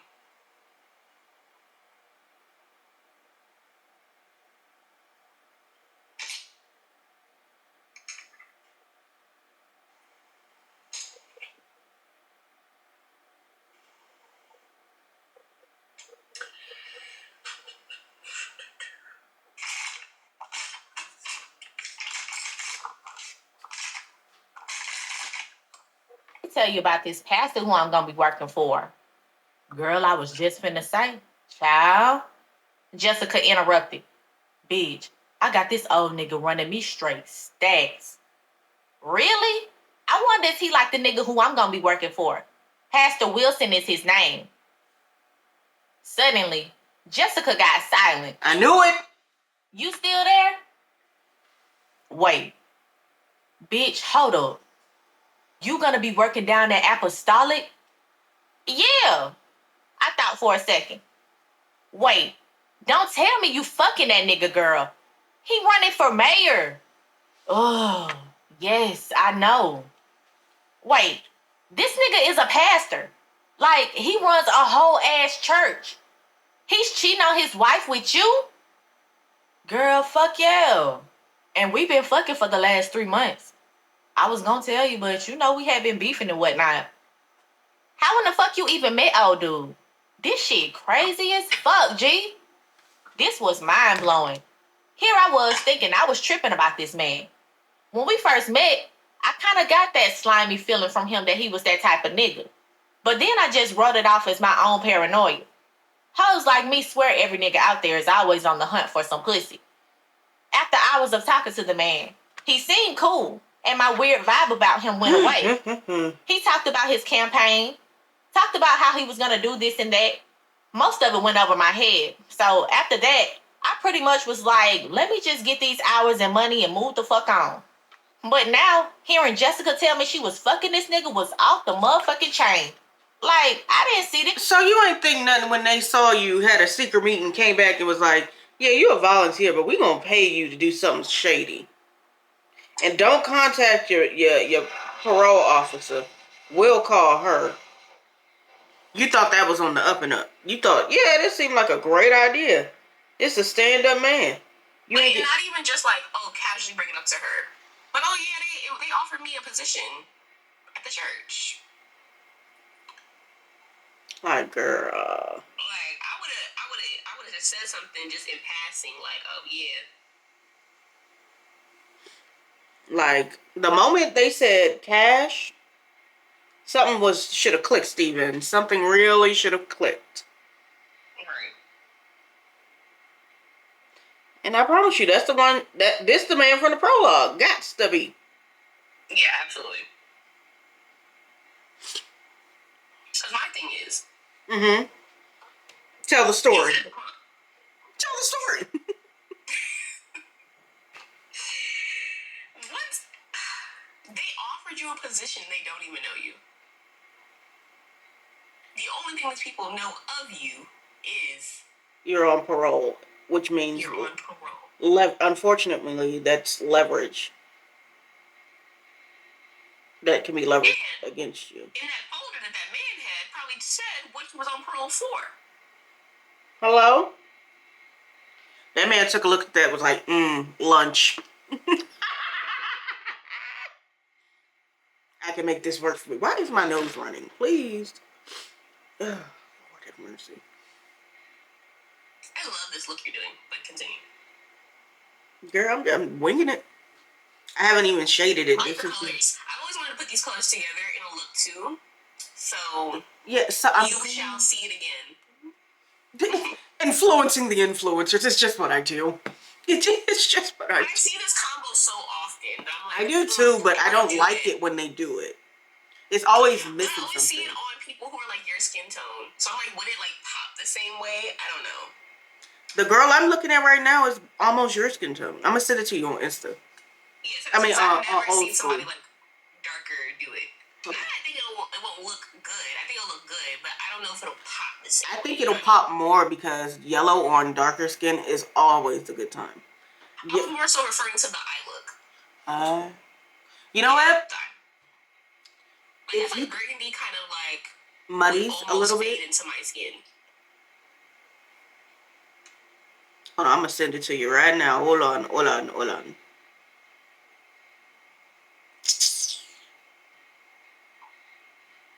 How do I share this? Let's see.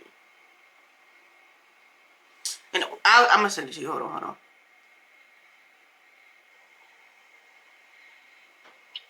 You know what I do want to try though? I want to try burgundy mascara. Really? Okay. Shit coming out. Girl, I ain't even gonna start on that. That's a long story. Just know the nigga is nasty as hell. I ain't gonna tell a soul though. He been breaking me off right. Oh my fucking God, that shit is crazy.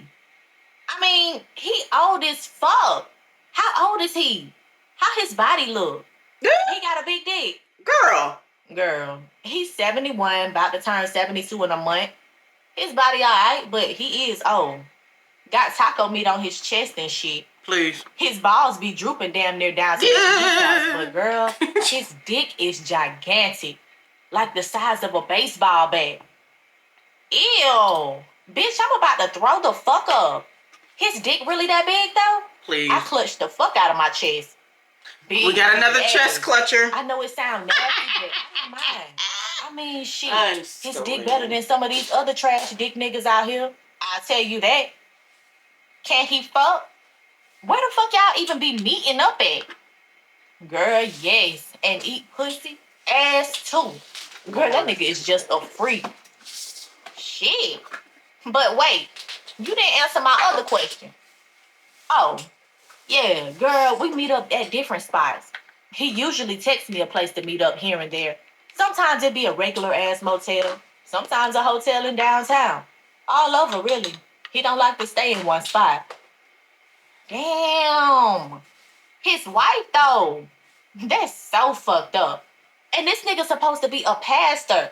A damn shame, I said, shaking my head. Girl, he talked so much shit about her, too. Talking about they ain't had sex in like almost 20 years. Said the bitch smelled like bacon and fish all the time. Okay. Oh, God, no, that is horrible. Tell me about it. But hey, it is what it is. Bitch, 2 hours of letting him do what he want to do is how I was able to pay off Marquise daycare for the rest of the year. And now I'm about to finally open up my catering business.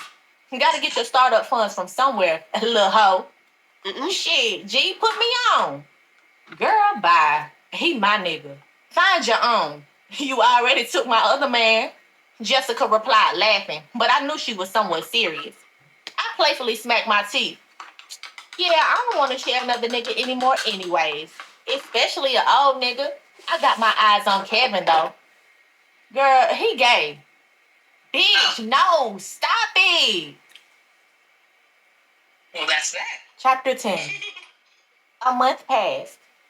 It was a Wednesday mid-morning, and I was sitting inside of the Wilson for mayor headquarters. So far, volunteering down here had been a breeze. Mr. Garrison, the campaign manager, had me making phone calls to people, asking them to come out to rallies and community meetings. I've been going to my PO meetings with no issues. Pastor Wilson even had one of his assistants to help me look for a job. Now, I was working part-time as a call center representative for a hospital. Although I was working part-time, I couldn't complain. The pay was decent. I was making $30 an hour. Excuse me? It's normal for me now. I did miss the large amounts of fast money I used to make dancing. Now, I wasn't able to buy things I used to get all the time. But the more I thought about it, the more I thought of how the trade-off was worth it. I was getting tired of the club anyways. Management was always on some shady shit. The niggas that used to come up in there were always fucking disrespectful. And then, as y'all know, I was fucking random ass niggas here and there to make extra cash. Honestly, I couldn't believe I let myself get that far. The more I thought about it, the more I realized Mama was right to an extent. Granted, I still hated that bitch, but I guess she didn't want me going down the same road as she did. So, to a degree, I can respect how she felt about the shit I used to do. Speaking of which, There's my always mama a way was to adamant say about it. getting full custody of my son. Yeah. I didn't know how I felt about that, honestly. Deep down, I knew I was a bad mother. I had my son during a time when I had so much going on. That shit my mama said about me being the reason why I caused Quay severe autism really broke me. When I was pregnant with him, I admit, I was still doing dumb shit like smoking and drinking from time to time. I started to notice around the age of 2 that something was wrong with him. He never talked, never even smiled. He was always to himself. He only played with the toys I bought him. I knew something was wrong with him, but I didn't want to admit it. I just ignored it until one of his babysitters brought up his issues one day. My auntie Carolyn, my mama's sister, took me and Quay down to a speech pathologist to get Quay tested for learning disabilities. That was when we found out he was on the autism spectrum. The doctor said he was far on the spectrum too. So, for the most part, Quay would need help for the rest of his life. About a year ago, my mama and I started beefing about money. I lent her $1,000 so she could put a down payment on a car. She said she was going to pay me back, but she never did. When I kept pressing her about the issue, that was when she busted out with some, "I'm your mama. I did so much for you as a child that I don't need to pay you back" bullshit. And knew it was bullshit. And let's stop right there for a brief second. That's what you were obligated to do. Don't ever try to use that excuse on me. It won't work. Because you laid down to enjoy the time. You happen to get pregnant, cause and effect. It is then your choice whether you want to take care of said child. Now, do I believe a child should take care of their parent once they get to a certain age? Absolutely. Absolutely. Let's not lose the plot. But don't try to throw that in my face because you could have just gave me up. You know, CPS would have just got involved and we would have been on our merry way. But I hate that. Oh yeah, I did so much for you. You mean your job? Right. Cookies are not being given out for your responsibilities today. Anyways, just had to get that out there because that's a common theme when you hear like stories like that or whatever. And I'm just like, no, I don't think so. Since she was a crackhead for most of my childhood, she cared more for the rock and for the streets than she did for me. I threatened to take her ass to court and she knew she was gonna lose too.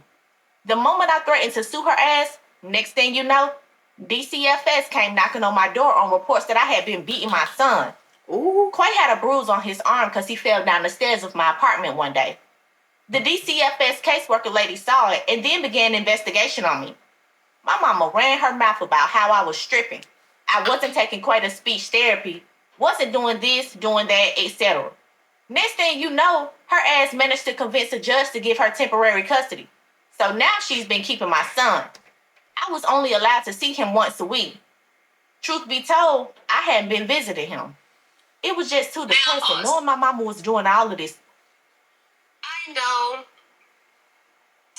that the lady, the officer, was right when it's like, oh, you shouldn't put your hands on people just because you're angry. But quite frankly, your mama was old. She was old and ass whooping.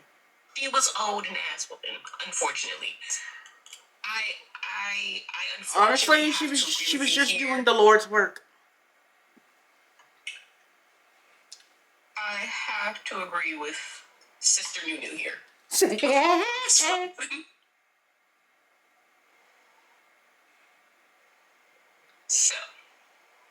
I mean, you're not wrong. Let's be clear here.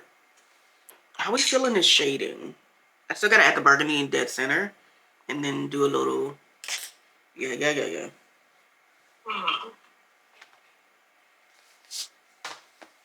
That's why Lewks in the Library take all day, because, ugh.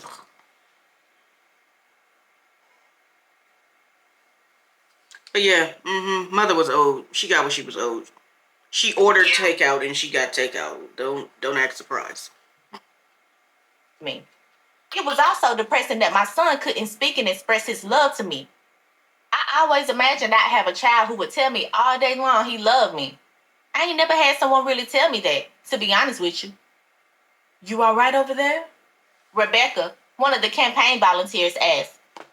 I guess she saw me in a daze as I sat behind the computer silently. I took the headset off my head and exhaled. Yeah, I was just thinking about life. What's wrong? Nothing. I was obviously lying. I can tell something is wrong, Rebecca said. She was much older than me, probably in her late 40s. She was medium brown with long curly hair that ran down to her shoulders. She kind of reminded me of a thicker Halle Berry. You sure everything all right? Usually you would have been talking all day long. I'm just mad with my mom, that's all. You want to talk about it? Let's go grab some coffee, she said. Okay. We both stood up and made our way over to an area that had been converted into a makeshift break room. Rebecca and I walked over to a countertop. We made some coffee and then talked. So what's up? Rebecca asked. My mom. She's trying to get full, permanent custody over my son. Oh, wow. I'm sorry to hear that. Are you going to fight it? I want to, but I just don't know where to start. To be honest with you, I know I'm going to need to get a lawyer or something. Yes, you will. I don't know if I told you this, but I retired from a law firm. I used to be a paralegal. I know plenty of lawyers. I don't know if you know this either, but Pastor Wilson is a lawyer too. Please. He is? He never told me that. Yes, a good one at that. Why you think he has so much money and clout? You never heard of the law firm Wilson Gates and Associates? Nah, I replied with a raised brow. Girl, you must live under the rock. You do realize Pastor Wilson is the real deal. You should talk to him. Yeah, but he just seems so busy, I said. I actually hadn't seen him in over a week. Then I started to think, Jessica. I hadn't hit her up in some time either. I wonder if she was still messing with his ass. Speaking of which, since I had been volunteering down here, it was blowing me how much this man was so charming. He had his way with people. I couldn't lie. He was really smooth with it. I can kind of see how Jessica got caught up with his ass. I wonder if he was fucking anyone else around here. Please. Shit, who knew? But all I know, this man was putting on the front big time. I wasn't gonna run my mouth though, cause unlike Kiara, I ain't no fucking snitch. Besides, it is what it is. All men fuck other women, even pastors. Yeah, he might be busy, but Pastor is very generous. He might be able to lend a helping hand. You should talk to him, really. I'll have to see. I'm sorry I'm dishing out all my problems to you, Rebecca. Girl, stop it. We are cool. You can talk to me about anything. I leaned in and gave Rebecca a hug. She was a nice lady, and I truly did enjoy our conversations when we volunteered together. We made our way back into what Pastor Wilson called the strategy room. The storefront we were in used to be a daycare, apparently. So far, there were about 15 of us volunteering who made phone calls all day long. We had foldable tables that formed a massive U shape. We all worked off laptops. I sat back down in my seat, opened up my laptop, and put my headset back on. Just as I was about to start calling folks again, I saw Pastor Wilson saunter through the front door. My mouth dropped. This man wasn't dressed like he was ready to deliver a sermon, but deliver some dick. Please. Pastor Wilson had on a tight-fitting, short-sleeved black shirt that hugged his semi-muscular, thick frame. Niggas' biceps were out and built, so I know for sure he definitely hit the gym from time to time. Wow. He's 70, right? He had on a pair of jeans. Some dress shoes were on his feet. They looked like some Bruno Magli's. Of course, he still had that Rolex on. Seemed like it got shinier, too. His thick Prada cologne wafted in the air. I couldn't lie. I was getting slightly turned on from the aroma. I love the way cologne smelled. Girl, snap out of it. Ew, that was somebody's granddaddy. Yeah, let me stop thinking such nastiness. Just ew. Good morning, everyone. He announced with a huge smile stretched across his broad face. Good morning, Pastor. A few replied nonchalantly. That was because most were still on phone calls. Pastor Wilson threw a stare at me and then made his way over to me. Here we go. Hey there, Miss Spearman. I haven't seen you in some time. How's it been? You getting the hang of things? He asked. Yes, sir. This is easy work. Yeah, she's killing it, Pastor. Rebecca commented. She's one of the best volunteers here. She's a beast when it comes to calling up donors. Wow, that's good to hear. You have monumental purpose, young lady. Please. Thank you, I replied bashfully. Pastor Wilson, Miss Nashana didn't know you were an attorney as well. She might need some legal advice. Rebecca then said. Pastor Wilson paused for a moment and then glanced back down at me. What seems to be the issue? It's about my son. Let's talk in private if you don't mind. Okay, I replied. I got up and we both walked to an empty office in the far end of the storefront. Once we got inside the unfurnished office, Pastor closed the door. So what seems to be the issue? Well, I'm going through it with my mama. She's trying to get full custody over my son. Oh, I'm sorry to hear that. What happened? It's a long story. I love long stories. Let me hear it and I'll see how I can help. Well, about a year ago, my son fell down the stairs at my apartment building. He had a bruise on his arm. Now, my mama and I had already been going through some issues because I let her borrow $1,000 from me so she could get a car. When she didn't want to pay me back and I threatened to sue her, that was when she called DCFS on me. Then, next thing you know, she told them about how I did this and did that, blah, blah, blah. Please. Did this and that like what? Like, said I hadn't been taking him to therapy, that I stripped. Shit. I clutched my mouth.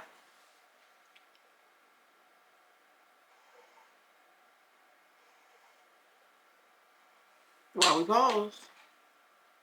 Realizing I just dropped that negative info that Pastor probably didn't know. I'm sorry. I apologized. It's okay, Machina.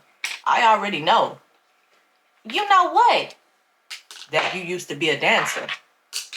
I paused for a moment. I got nervous and gulped. How you know?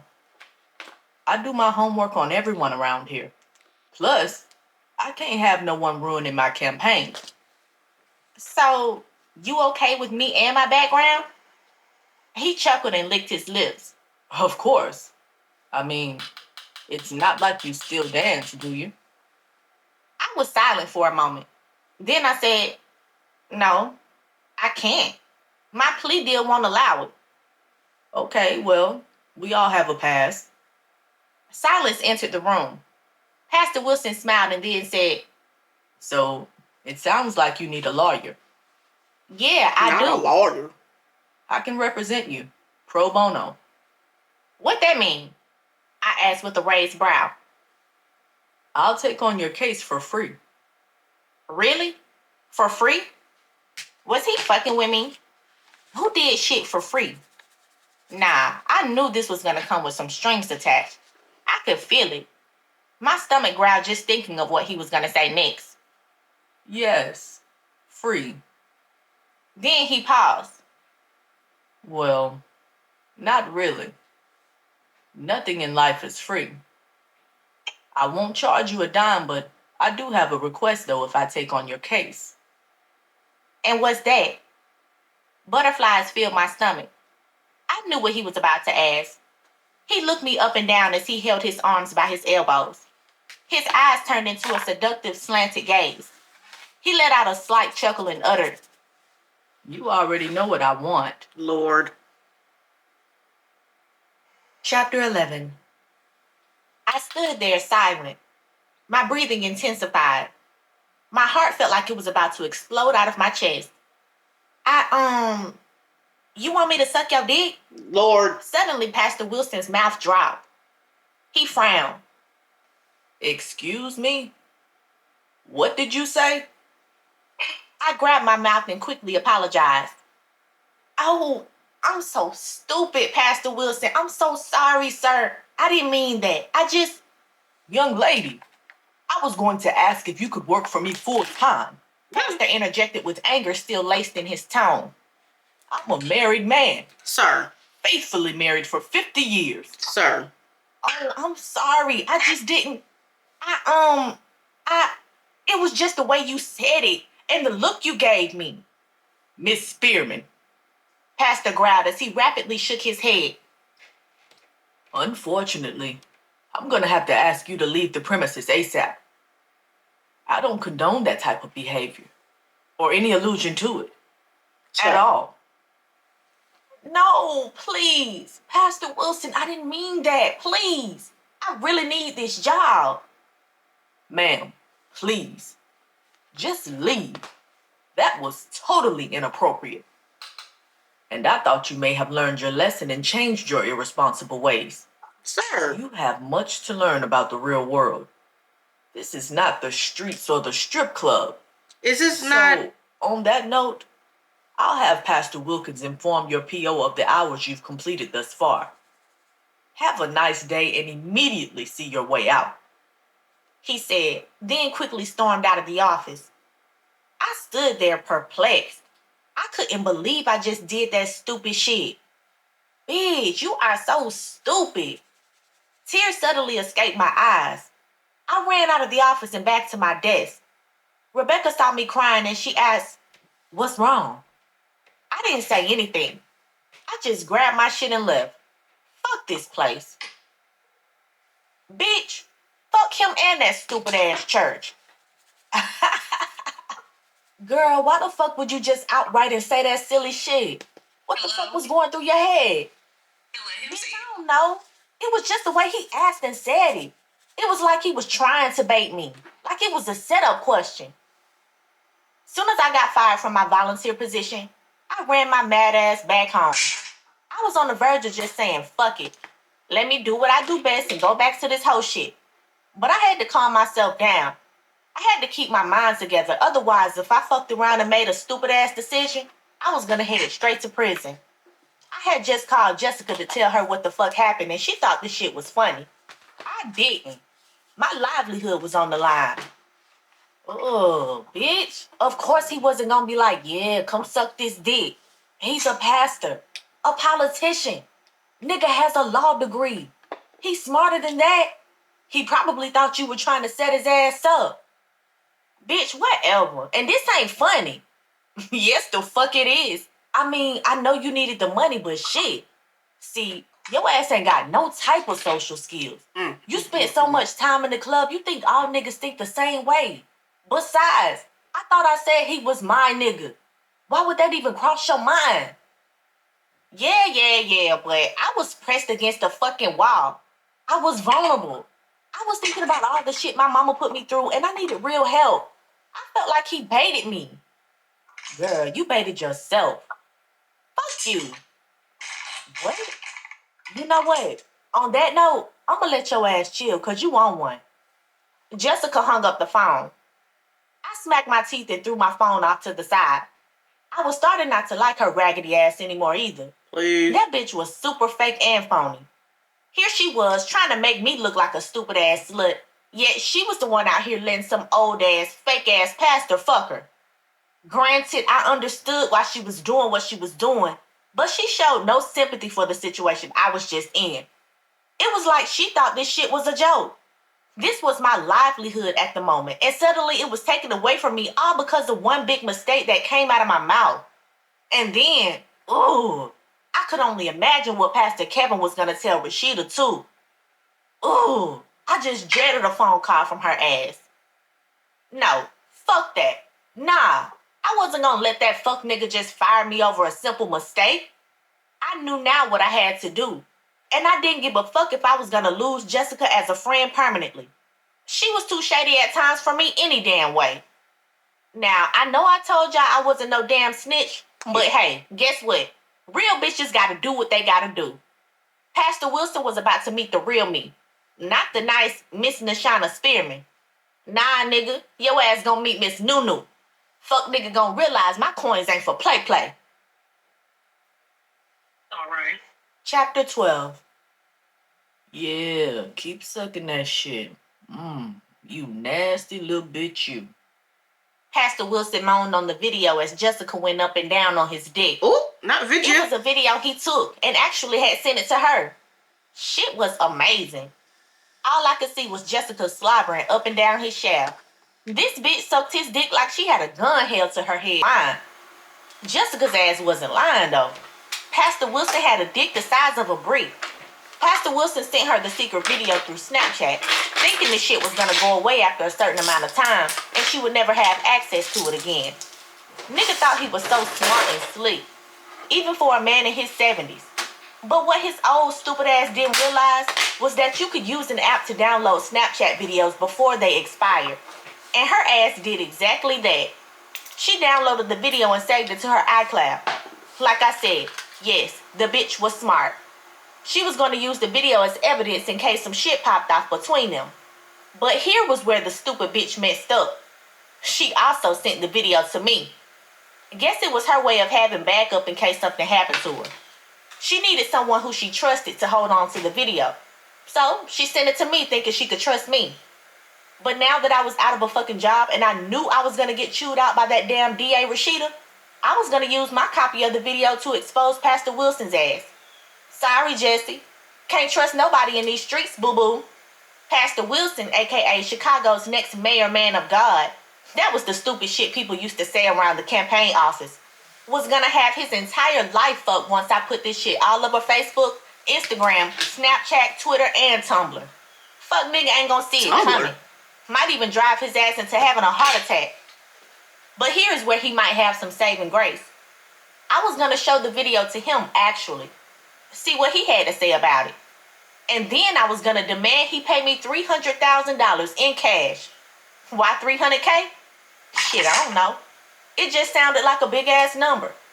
A number big enough for me to pay off my car note and pay my rent in full for the next 2 years. And then I could also get a lawyer so I could get custody back over my son.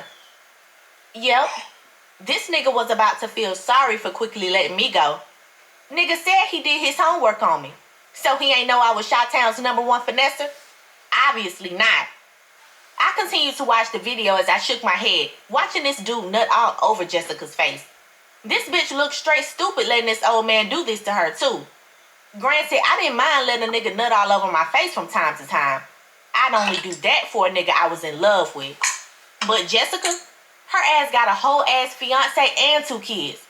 It was fucking pathetic she was letting this old ass nigga do all this to her just for some money, while her nigga and kids thought she was just a legit, hard-working hustler. Bitch, you like that. You like that piss all over your face, you little nasty bitch. Pastor Wilson groaned as he then sprayed pee-pee all over Jessica's face. Please. I suddenly Pee-pee. gasped and That's clutched where my you damn going? chest. Bitch, that shit was foul. Ew. No, bitch. You let this nigga piss on you? I groaned out loud. This shit is gold. No pun intended. I exited out the video on my phone and then decided it was time to put this plan into action ASAP. I had no time to waste. I needed to execute this shit ASAP before they called my PO and Rashida. I quickly threw an outfit back on and then made my way out the door into my car. Once I got into my car, I sped off to the church. Hey, Miss Deborah, Pastor Wilson in his office? I asked as I approached the church receptionist. By now, it was almost 2 p.m. Hey, Nashana. I haven't seen you in a while. How's it been? Good. Can't complain. You? I asked. My sister, I'm blessed. Cannot complain. I'm a 10-year breast cancer survivor. God has been very good to me. That is good to hear, I replied with a fake smile. Come on, bitch. Where the nigga at? I thought. I wanted this bitch to hurry up. Well, let me dial Pastor Wilson and see where he's at. Okay. I smiled again. Tell him it's urgent. Deborah dialed Pastor Wilson's office. "Hey, Pastor Wilson, Miss Spearman is here to see you. She said it's urgent." Deborah's face turned flat. She muzzled the bottom of the phone and tightened her lips. "So, Pastor Wilson wants to know the exact reason why you need to see him? He's pretty busy," he said.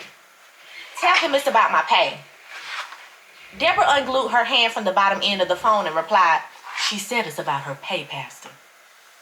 They talked for a few more seconds and then she hung up the phone. "He said you can see him." "Thanks." I made my way down the hallway of the church's administration wing. Pastor Wilson's office was on the very far end. I got to the door and knocked 3 times. "Come in." I heard Pastor Wilson say in a low and cautioned tone. I walked in, my body slightly trembling with fear. But I quickly killed that nervous shit. I was about to be bold as fuck. "Hey, Pastor Wilson," I said as I approached his massive oak office desk. I guess he had been reading over some scriptures when I interrupted him, because he had this big-ass Bible open in front of him. He glanced up at me and took off his reading glasses. He closed the big-ass white Bible and then uttered, "Miss Spearman, I thought I told you that you were not welcome back here." "Pastor Wilson, I made a simple mistake, that's all," I said, now standing in front of him. I rapidly tapped my foot against the floor. "Oh, really? In all honesty, seems like you were trying to set me up. I am a man of God and a man of the people. You've worked with us long enough to know what's at stake for my election. Why would you even say something like that? I can't trust someone like you to be around us and in our church," he said as he sat up from behind his desk. His office was unreal, though. I thought Pastor Kevin's office was nice, but Pastor Wilson's office was immaculate. For a hot second, my whole ass thought I was inside of a castle in France or some shit. Like I was about to expose the fucking King of England. This nigga had this place decked the fuck out like Martha Stewart's old white ass personally designed this place. Please. A massive chandelier glistened from the center of the ceiling, illuminating the entire office space. Dark mahogany crown molding ran across the walls. There was a separate den-like area where 3 long leather black couches formed a U around a coffee table. A big-ass high-def TV attached to one of the adjacent walls glowed in the dimly lit room. Some news on CNN lowly blared. Truth be told, the office was big enough to be a business in itself. As soon as I walked in, I saw a small kitchenette, a conference room, and even another separate office. Shit, a bitch could live up in here if she wanted to. Wouldn't surprise me if the nigga also had a secret bedroom up in here too. It was just a mistake, sir, and you know that. But I think you just messing with me because I know the truth. "Truth about what?" He asked with a raised brow. Now I could see I had piqued this fuck nigga's interest. You remember how you said you did your homework on me, right? "Yeah." Well, I been did my homework on you. I pulled out my cell phone from my purse. I already had the video loaded, ready to play. You been fucking my girl Jessica. "Excuse me?" He said with a gulp, then pursed his long lips. "What are you talking about?" He asked as he emerged from his seat and strolled up to me. His eyes turned to slits. I played the video. Chapter 13. "Yeah, keep sucking that shit. You nasty little bitch, you. Yeah. Wrap that tongue around that head. Uh-huh. Now work on them balls. Ooh. Careful though. Damn, you can suck a dick, girl. Enough." Pastor Wilson growled as he suddenly yanked me by my shirt collar and pulled me into him. "Where the fuck did you get that video from, bitch?" His grip got tighter and now I could feel his hot breath blazing on my face and neck. "Let me go!" I yelled and suddenly tried to fight him off me. "Get your fucking hands off me, nigga!" I tried to get away from his ass. "Don't run. Get back here." He yelled and yanked me back into him, but this time harder. Felt like the nigga was ready to beat my ass, but I was not about to let this senior citizen put his fucking hands on me. Oh no, this nigga got me fucked up. He got the right one today. "Now keep your goddamn mouth shut," he said, quickly looking around. "Now don't fuck with me. Where'd you get this video?" Oh, why you want me to be quiet? Cause you don't want nobody to know your dirt, you lying ass motherfucker. Fake ass Christian. I knew you wasn't fake from the day my eyes laid on your pimp daddy preacher ass. Pastor Wilson froze and didn't say anything for a moment. So she sent you this video? How you even get this? Don't mess with me. He asked in a heavy, threatening growl. Uh-huh. Now it's all coming out, huh? I exclaimed with a big smile on my face. I just knew I had this nigga now, clown ass. Please, just answer the question. You sent it to her through Snapchat and your old ass thought the video would just disappear after a certain amount of time. You didn't think you could actually use another app to download the video, huh? God fucking damn it, he roared. Suddenly, he let me go and ran toward his office door. He locked it and then ran back up to me. So what do you want? He threw his hands up in the air and said, Fine. You can have your little raggedy ass volunteer position back. You want a raise too? Fuck nigga shivered with fear. His hands were on his waist as he kept the menacing gauntlet locked onto me. I laughed out loud. No, fuck that job. Nigga, you gonna pay me big fucking time. Nigga, I want $300,000. Pastor's face scrunched into disgust as he looked me up and down. Bitch, you crazy as hell if you think I'm finna pay your nasty hoe ass $300,000. Are you high? Where in the hell do you think I'm gonna get that kind of money from? Your campaign, nigga. I know you got it. White people stay giving you their money. Pastor lowered and shook his head. You nasty little devilish bitch, you. Out of what? He froze and kept staring at me. His eyes by now were bloodshot red. I stared right back at his ass. But the more I looked into his eyes, the more I realized they were yellowish looking. Damn, this nigga looked like an alcoholic. So what do you plan on doing with the video? He asked in a low, deep voice. I assume you gonna try to expose me now, huh? Try to ruin my life? You young bitches, I swear. Shoulda never messed with that gutter snipe.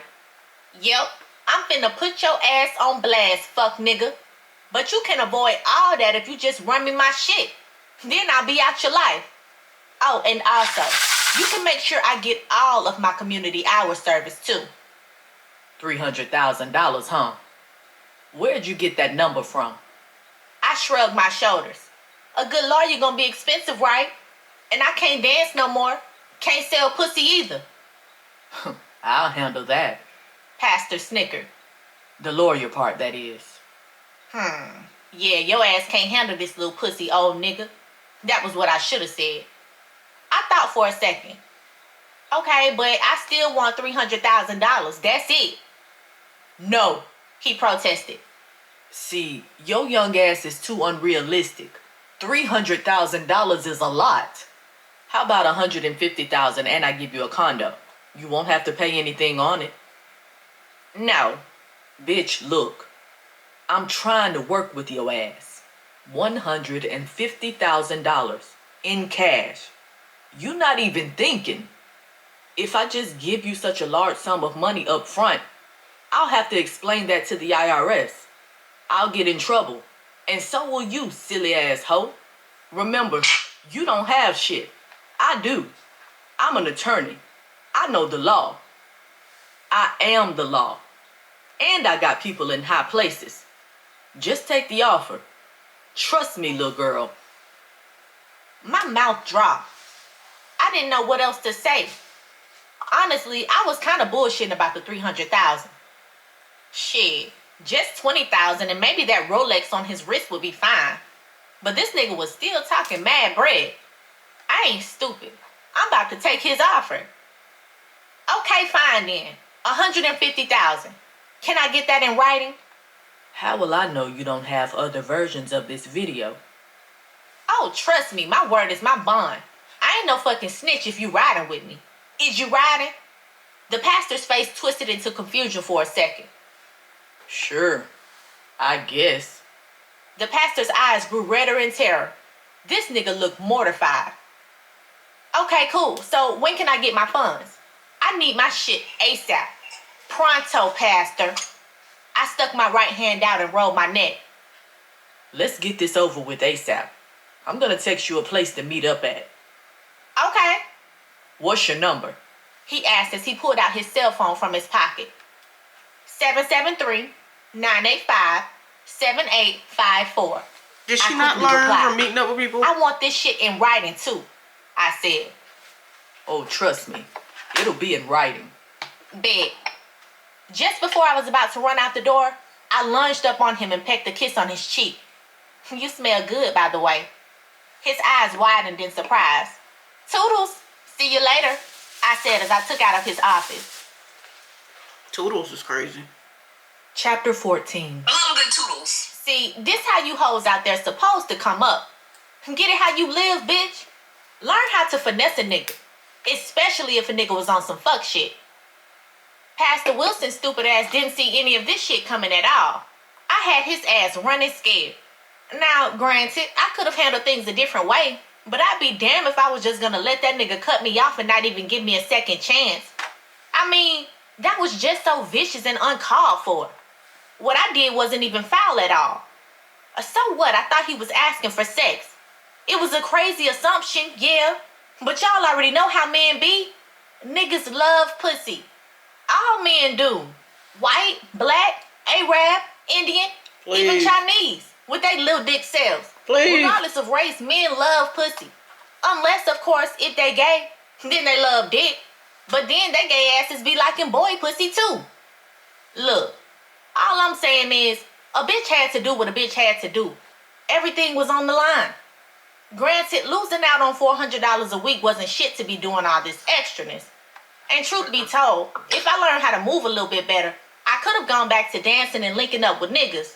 And shit, one of my other girls, Quita, told me I should look into doing premium snaps, even webcam modeling. Oh, then there was the possibility of getting into porn. But bitch, fuck all that. Ho, I just got $150,000 in cash coming my way from a pastor called Lacking. Truth be told, this entire last month and a half was moving very fast for me. I guess this was a blessing in disguise. But that was how it was in the street. Shit don't slow down for nobody. You gotta be ready to make moves and be ready to kill to survive. In my case, finesse to survive. After I left the church, I quickly ran back to my crib. I was expecting a text from Pastor Wilson sooner or later. By now, it was almost 8 p.m. I was stretched out in my bed watching TV, just waiting for a text. Even a phone call. Damn, what was taking dude so long? My phone suddenly started vibrating. Hopefully it was him. I grabbed my phone lying next to the side of me and glanced down. I rolled my eyes. It was my mama. What do you want? I answered. Hey, daughter. I rolled my eyes again. Hey, daughter is crazy. Yes. How can I help you this evening, mother? She exhaled. You know, I was just thinking. Look, I think we just let all this get too damn far. I know I said some things, did some things, and I apologize for not paying you back. I decided I'm not going to try to get full custody over Quay. That ain't right. I froze. Was this a mind game she was trying to play on me? Mom, for real? I'm serious, Nunu. I fell silent and slowly shook my head. I didn't believe her. You know, I know. Her voice got light and began to crack. This was weird for me to admit to, but for the first time ever, I swear to God, it sounded as if I was about to hear my mother cry. Look, now, I know I ain't been the best mother to you. I know I made you go through some things. I'm sorry for all that. I'm just still trying to make it. I just wasn't prepared, you know, as a woman to raise you. I closed my eyes and tried hard to fight tears. Wow, I didn't even know what to feel hearing her express herself to me this way. I started to feel bad. My chest tightened. I could feel a tear almost escape my left eye. You still there? Yeah, I'm here, I said. I couldn't help it now. The tears were flowing down my face. She began to sniffle. I tightened my face again, trying so hard to fight back the want to just let go.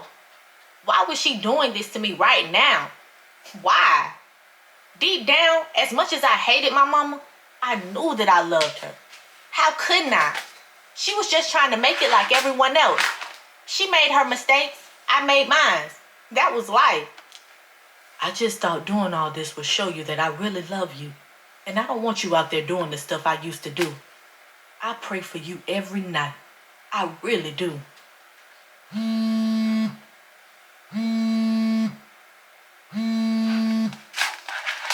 felt my phone vibrate. I glanced down at my phone with my teary gaze and saw I got a text from a 312 number. Hold on, Mama, I said. I heard her say, okay. I read the text. 312-858-9969. Meet me at the Woodrow Inn on 79th Street. Room is already booked. 357 is the room number. Be there promptly at 10:30 p.m. No one else can come. Wear something nice. Mama, I gotta go, I muttered. Give me a call later, okay? Okay, Mama. She paused for a moment and then said, love you. Love you too, I responded, and wiped my face free of tears. Hopefully we'll talk later, Mama uttered. We will. I'll call. I promise. Okay. Stay safe, girl. I will. I hung up the phone. This is getting murder mystery. Chapter 15. Isn't it? Once I hung up the phone, I quickly had to get that weak shit out of my system. Fuck whatever the fuck that bitch was talking about anyways. I rolled my eyes, then wiped my face, shaking off whatever little emotion or love I had for that woman. Fuck her. She was probably just trying to figure out a way how to get over on me. Cry all you want to, ho. Whatever. Yeah, I'll call her ass back later, alright? I quickly got up from my bed and took a shower. I found me a bum-ass, sexy-ass outfit to wear. Pastor said he wanted me to wear something nice, whatever the fuck that meant. I didn't know why. I hope this nigga didn't think he was gonna take me out to eat or some shit, let alone try to fuck me. I wasn't just gonna leave the house looking any old way, though. Shit, I gotta be on bad bitch mode 24/7. So I threw on a black leather Gucci bodysuit and some matching stilettos. Then I threw on this blonde lace bob I just bought not too long ago. Bitch, within 15, I had did the fuck out my makeup. Once I had my lashes loaded and popping, I was ready to go get my shit from that old lying-ass nigga. Oh, before I forget, cause a bitch nor a nigga would never catch me lacking in these streets. I ran back to my bedroom closet, rummaged the shoebox, and got my Glock.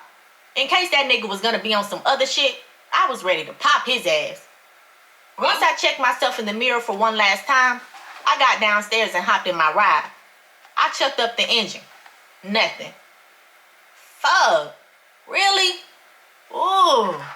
I drove a 2012 Altima. It only had like 100,000 miles on it, but this shit was acting like my old Malibu I had some years back. And I drove that bitch down to 300,000.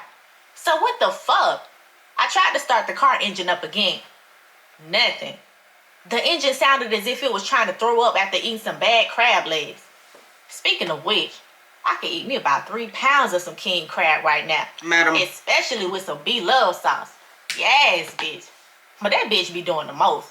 Please. Anyways, start the fuck up. Come on. Nah. I screamed as I tried to start the car up again for one last time. Ooh. I quickly pulled out my phone and pulled up the Lyft app. By now, it was 9:45. I could make it down to 79th Street in no time. Maybe like a good 15 minutes once the Lyft got here. I ordered a ride, and within 5 minutes, some fat, old-ass, Hispanic-looking man in a Honda Accord came and got me. Pastor Wilson sent me another text while I was on my way.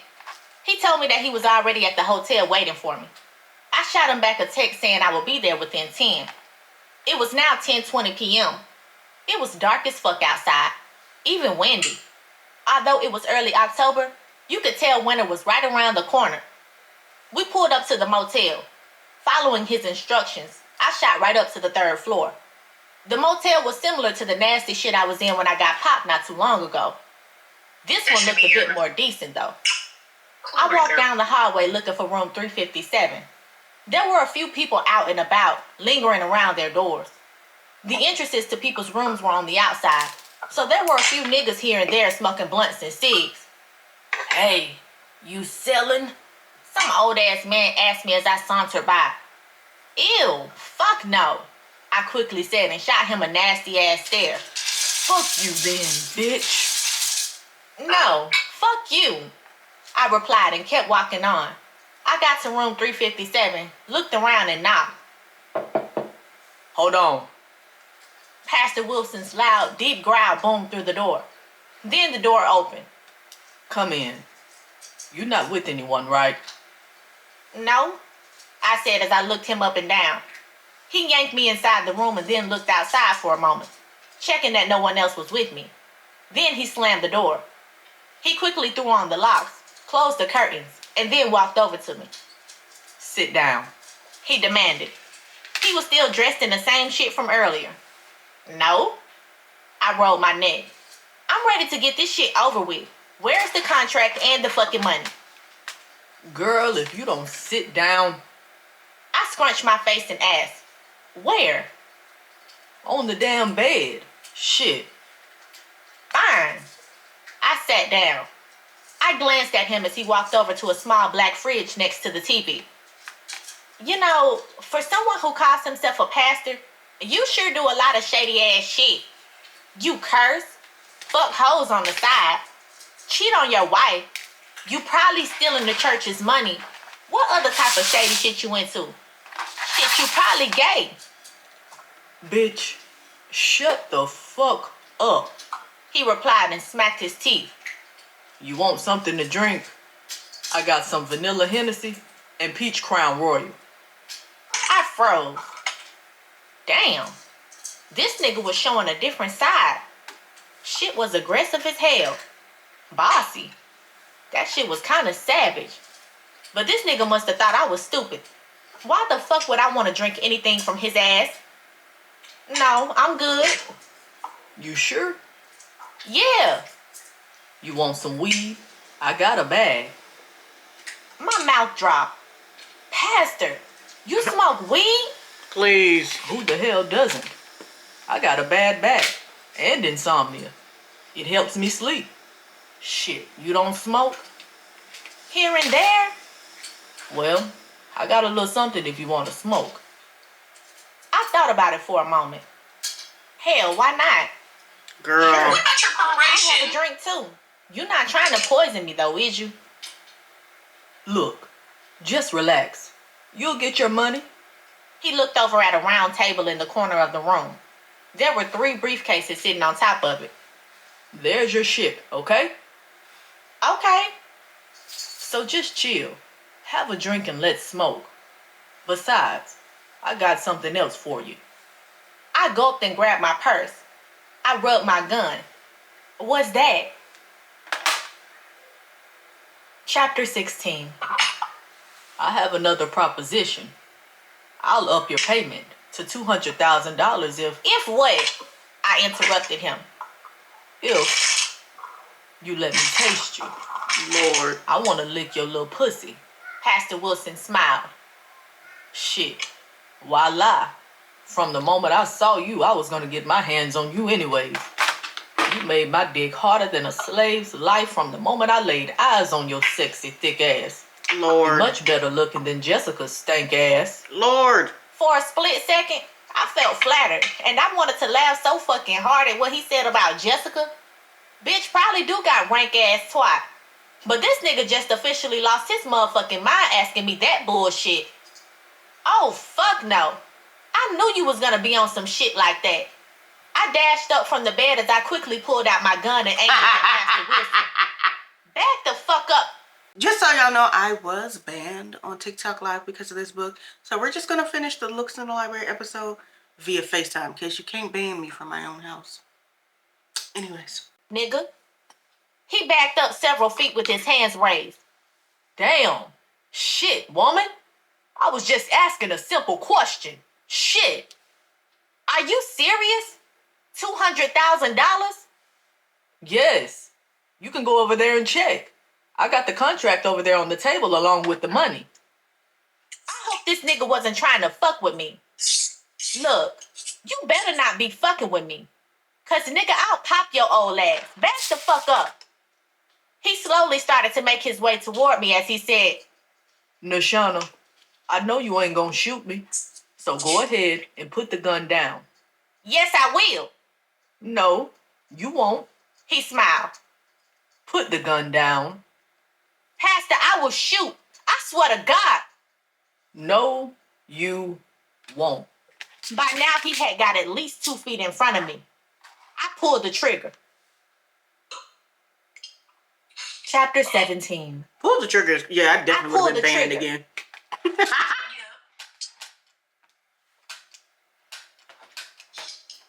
That was the sound the gun was making as I kept pulling the goddamn trigger. Fuck. I forgot to load the fucking gun. Girl. I wasn't in this shit. Girl. My stupid ass. Fuck.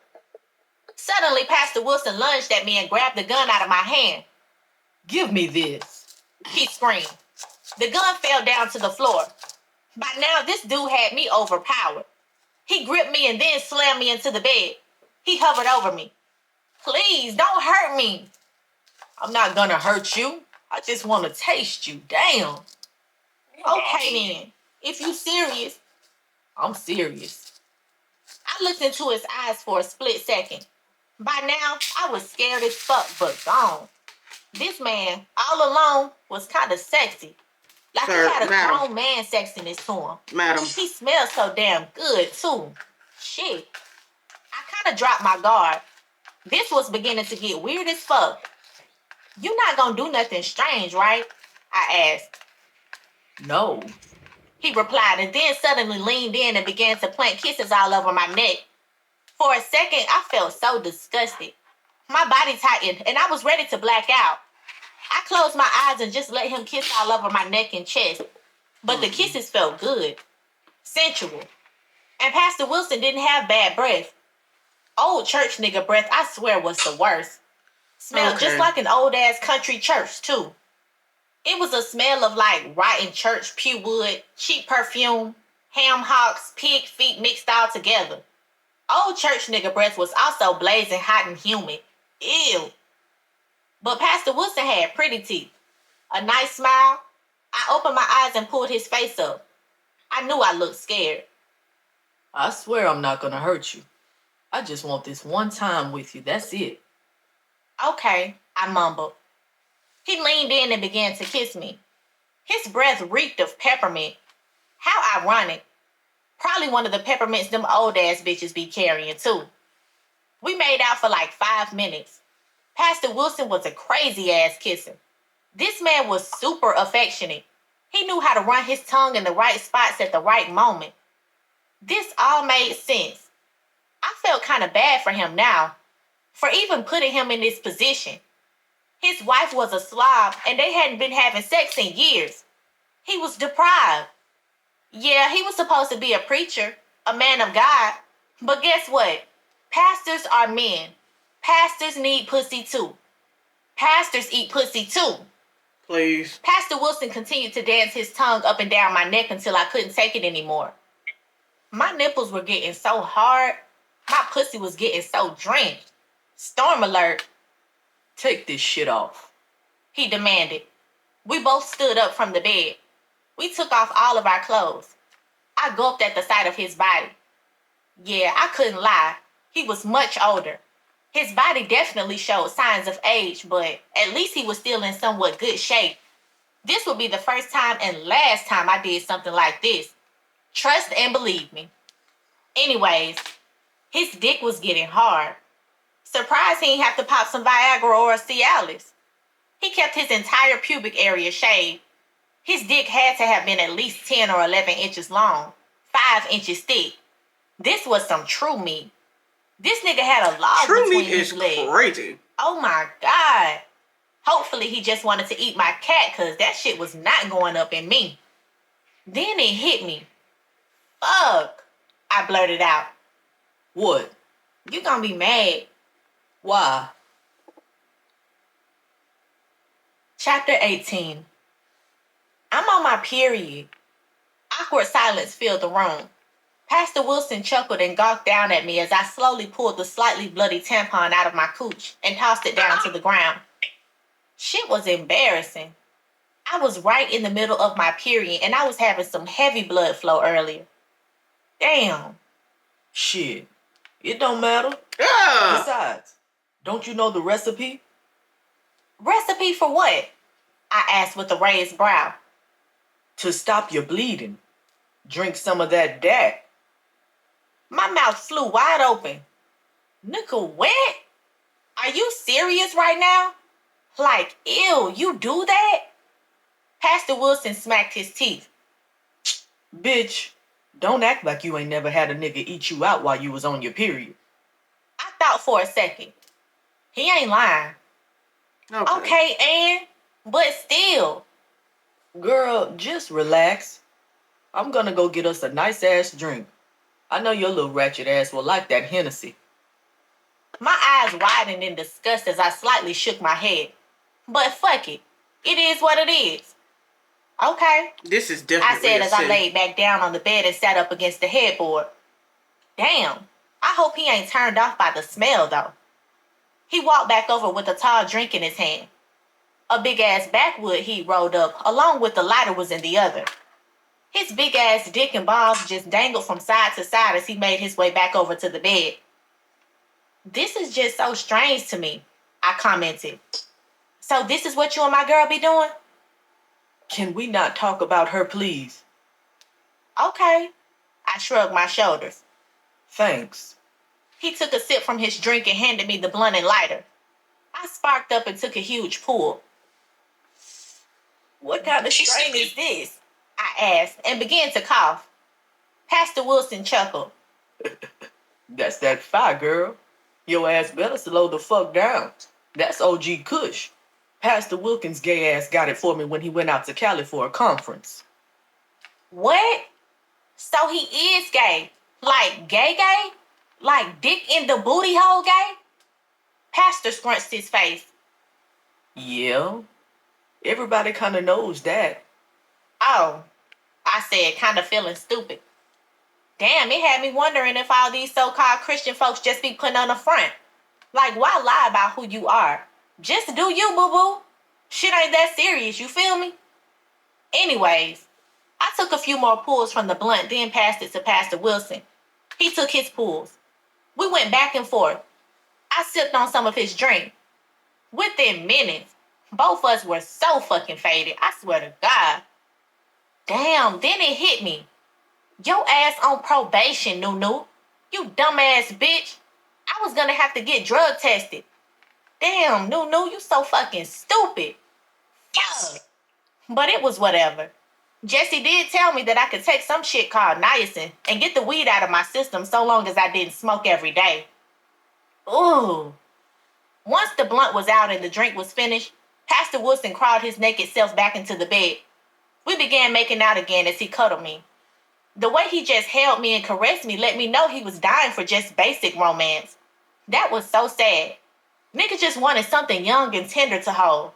Something he probably hadn't experienced in years. He began to finger me and the faint smell of my period began to waft in the air. But at this point, the way he was rubbing my shit, I guess neither one of us cared. Get on your back. He commanded and pulled me into the upper center of the bed. I was now nervous as fuck. Pastor got on top of me and planted himself in between my legs. We began to kiss again as his brick dick rubbed up and down my already wet, throbbing clit. Then he began to slowly lick me from my neck until he made his way all the way to my navel. Then he got on his stomach and spread my legs wide open even more. He planted his head in between my legs and didn't hesitate in sucking on my clit. He stuck his fingers inside of me and instantly found my spot. Damn, this nigga was a magician, putting all types of spells on my shit. My breathing got heavy and my heart fluttered. Yes. Slob on that cat, Pastor. Eat that shit, old nigga. You like how that cat tastes? Lord. Hell yeah, girl. I bit my bottom lip hard. What it tastes like? I asked, biting my lip harder. Tell me. I moaned. I held tightly to the sides of Pastor's head with my hands as he relentlessly Aluminum devoured foil. the fuck out of Shit. Tastes like candied yams, girl. And not that nasty ass shit in a can. This I'm is what we talking came fresh into. yams with all types of Nice. marshmallow, Now cinnamon, this is diabolical. brown sugar. He paused for a moment and ran his big bell pepper nose from my clit to my ass, taking a long whiff. Bitch, my pussy juices overflowed just thinking of how this old nigga was so fucking nasty. Pastor Wilson moaned and then said, Mmm, What do you think and this one? butter. Just like how my grandmama and them used to like make that. it back in Hattiesburg. Just like nudie But poop. good, you know, Yeah. I just love the way your little coochie smell. Pastor chuckled in his thick and deep Mississippi accent. Without hesitation, he went back to slurping and sucking on my little puss. He slowly caressed my inner thighs with the ends of his fingertips. It was crazy too, cause I was still so motherfucking blown by the fact that this old nigga had polished fingernails. Something I had noticed about him when I first met him. If he wasn't a pastor, I think this nigga was a fucking pimp. Shit, Me Ling did an excellent job buffering them nails though. Might need that little Asian hoe's phone number so I could book me an appointment. As the so-called man of God continued to suck my sinning soul out of my sexy ass body, my legs shivered non-stop like I was having a seizure. Bitch, go get me some CBD or something, cause I swore I was seconds away from squirting all over this man's beard. You like that, huh? Mmm. The bishop moaned among the incessant whooshing sound of his succulent slurps. Shh, don't talk. Just keep eating that little pussy. Wrap them big black lips around my clit, old nigga. I threw my head back and sunk it into the pillow. My eyes closed, and now, I kid you not, all I could see and feel was heaven. My hands gripped the bed sheets as Pastor Wilson's clit sucking seemed to intensify. Ooh, speaking of which, I just knew Maria or Jose was gonna be mad as fuck in the morning when they come in here and have to change these motherfucking sheets, bitch. This is My also thick very ass racist. legs were wide open like a football field. Yes. And now I had this old crusty ass nigga playing in it like he was a quarterback. Except Pastor Wilson wasn't running a ball. Old fuck nigga was running his tongue in and out of my pussy and my ass. That nigga was truly an MVP. Somebody needed to come give this nigga a ring and induct his ass in a pussy-eating Hall of Fame. Shit, truth be told, this nigga was like OJ. And yes, OJ. Cause this old Morgan Freeman looking ass motherfucker was murdering my clit. Please. Even with all types of scripture laced in his tongue. Ho, I was shooketh right now. You hear me? Nothing but the sound of pussy juice slurps filled the cognac and Newport smelling air. The slurps bounced off the walls of the dark, musky motel room, mixing in with both of our nonstop moans and groans. I couldn't believe this 70-year-old man was eating me out like this. In all of my days, I ain't never had a nigga have such perfected head game. This shit was amazing. Here I was, 23 years old, thinking that someone's nasty ass blessed the hands of the cook praying worms having granddaddy wouldn't dare know how to handle some young tender pussy. Come fuck me now. Fuck me. I said, That's what you want. ew. I moaned as my pants seemed to get heavier. Pastor Wilson propped himself up and rubbed his dick against my soaking pussy. Put it in me, I begged. Pastor slid right on in. Nigga walked that dick through the doors of my church. Mount Machina Missionary Baptist Pussy. Okay. Chapter 19. Some hours had passed. It had to have been about 1 past midnight. I looked over at the clock sitting on the nightstand. It was actually 1:23. Pastor Wilson and I had just got done fucking about a good 20 minutes. Wow, that was some intense ass dick. On my dead cousin's grave, I swear that was the best dick I'd ever had in my life. You about ready? He asked as he finished putting his clothes on. He and I just got done taking showers, and now we were about to finalize this business transaction. Yeah, I replied as I put on my right stiletto.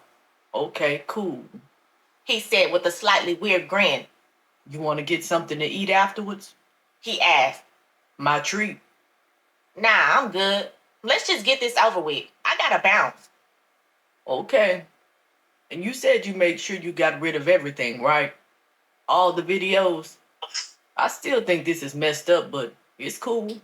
I'll pay you your money. I thought you were truly a nice girl. You got a lot of potential. Yeah, I said, rolling my eyes. Save me the sob story. Should have thought about that shit before you started messing with us young hood hoes. Let me find out there's some other pastors out there fucking around. I'ma finesse those stupid clown ass niggas too. Pastor Wilson shook his head and then a slight smirk came across his face. You know, you have got to be the dumbest broad on the face of the planet. You know that? Like, I thought you were smart for a little feisty hood nigga. But you just like the rest of them. You ain't nothing but a two-timing low-life welfare recipient. Simple-minded ghetto bitch. You the queen of them all. I had to pause for a moment and process what this dude just said to me. Like, excuse me? Wow. What? Nigga, fuck you. Be done with all that shit. You're a sexist ass, self-hating, fucked up pervert. And you think you got the right to try to fucking judge me? I wouldn't even need to do all this had you even gave me a second chance. You don't know me or know the shit I go through. You're a hypocrite. You talk about being a man of God and you didn't even listen to me for 1 second when I made a simple mistake. You talk about being all pro-black, this and that, and yet here I am, a struggling black female in Chicago just trying to make it. And you just fired me because I made an honest mistake? So fuck you. Just shut the fuck up and pay me. Yeah, so the fuck what? I do what I do. You do dirt too. Ain't none of us perfect. You can just run your mouth better and afford to make yourself look like you blessed. Man, fuck you and fuck your church. Fuck your campaign. You ain't shit and you won't win. Just run me my shit, pussy nigga. Where the fuck is my money? Where is this Open going? up the briefcases. The way that nigga came at me with that tone was vicious and really unexpected. Like, what the fuck was his problem all of a sudden? Shit, we just had a good time. Now it evolved to this. Then again, I get it. I was scheming his stupid ass. Fine. Fuck it. I got the contract right here, baby girl. Just need you to sign here and there. He said as he handed me a piece of paper. I snatched the paper out of his hand and dashed over to the room dresser and briefly scanned the contract. I had no idea what any of it said. Shit, to be honest, none of this shit made any sense. It was all of this legalese shit. All of these weird sounding words. But I understood one thing. I saw the dollar amount, $200,000. One lump sum. Then I saw my name and a place to put my signature. Signed. Now run me my shit, pussy nigga. I growled and threw him the piece of paper. Knock, knock. Suddenly I spun around and threw a gaze at the motel room's front door. Who the fuck is that? I asked. Pastor Wilson strolled over to the door and opened it. My mouth dropped wide open once I saw who it was. This shit was crazy. Deja vu. It was Daryl. And he was standing next to Rashida. They both walked into the motel room. Rashida was shaking her head. Why, Machina? Why would you do this? I turned around and looked at Pastor Wilson. What the fuck? I screamed. You set me the fuck up. I then turned my attention back to Daryl and Rashida. No, fuck that. I'm gonna expose his ass. This nigga is a con artist. Machina, please. Do you understand what just happened? Do you even know what extortion is? How could you be so unbelievably stupid right now? You just threw away everything. What? Huh? No, fuck that. He is a liar. This man is a liar and a thief. Machina, you're under arrest. Daryl said, shaking his head. I looked back at Pastor Wilson. He began to pull out a wire from his chest. My mouth flew open in surprise. He had to have put that on when he was getting ready in the bathroom. Wait, so you gonna fuck me and then just gonna take my money? This shit doesn't even sound legal. Machina, you played with fire. Now your life has been turned into ashes. It's over. Let's go. Rashida said as she and Daryl dragged me out of the motel room. Chapter 20. 3 months later. So yeah, your girl Nunu locked down for the next 15 years. And that was if I could get out for good behavior. Yes, I fucked up big time. My stupid ass didn't realize I was playing chess with a nigga who was a master expert at the game. I didn't even know what the pieces even looked like. Truth be told, Pastor Wilson really wasn't playing the game though. He was protecting himself at all costs. He had to do what he had to do for him. I get it. Get it big time. The whole entire time his ass was wearing a wire. Nigga got every single word I said. Even our fuck session. On tape for 12 to hear. Soon as I got thrown into the back of Daryl's cruiser that night, the story further unfolded. Pastor Wilson immediately called Rashida and told her what I was trying to do. I never realized what I was doing was technically considered extortion. Even if I was trying to out the man as a lying, adulterating hustler, I still was trying to squeeze money out of him. That's against the law, apparently. And because I broke some other federal laws, my ass has to deal with the feds. My plea deal, of course, was ripped to shreds. On top of my now mandatory 8 years of prison for first-degree prostitution and wire fraud, I had to serve an additional 15 for extortion. Why the large prison sentence? The dollar amount I was trying to finesse. After I got arrested, my life pretty much faded to oblivion. My mama pretty much cut me off. None of my other family members wanted anything to do with me anymore. No one truly found out what exactly happened that night either. I couldn't say anything because everything that happened was under sealed indictment. If I told a soul, I would spend the rest of my life behind bars. Hey girl, you going to the library today? Latoya, one of the inmates down here at Joliet Prison, asked as she walked past me. It was an icy Wednesday morning. The new year was almost here. I was in the prison cafeteria putting my tray back and was about to head down to the infirmary. For the last few days or so, I've been feeling somewhat nauseous. I didn't know why exactly. I don't know, girl. I don't feel too good. Lord. I feel like I got food poisoning. I said. Lord. Oh, okay. You going to the nurse then? She asked. Yeah, I'm actually on my way there now. Pregnancy is crazy. All right, girl. Holla. Latoya walked off. Just as I was about to walk out of the cafeteria, my stomach started to twist and turn. I felt wobbly. Then all of a sudden, I threw up all over the place. Oh, shit. Someone screamed. I fell to my knees and clutched my stomach. Someone get her to the doctor. I passed out. How's that IV treating you? A black female nurse, looking no older than 40, walked into my hospital room.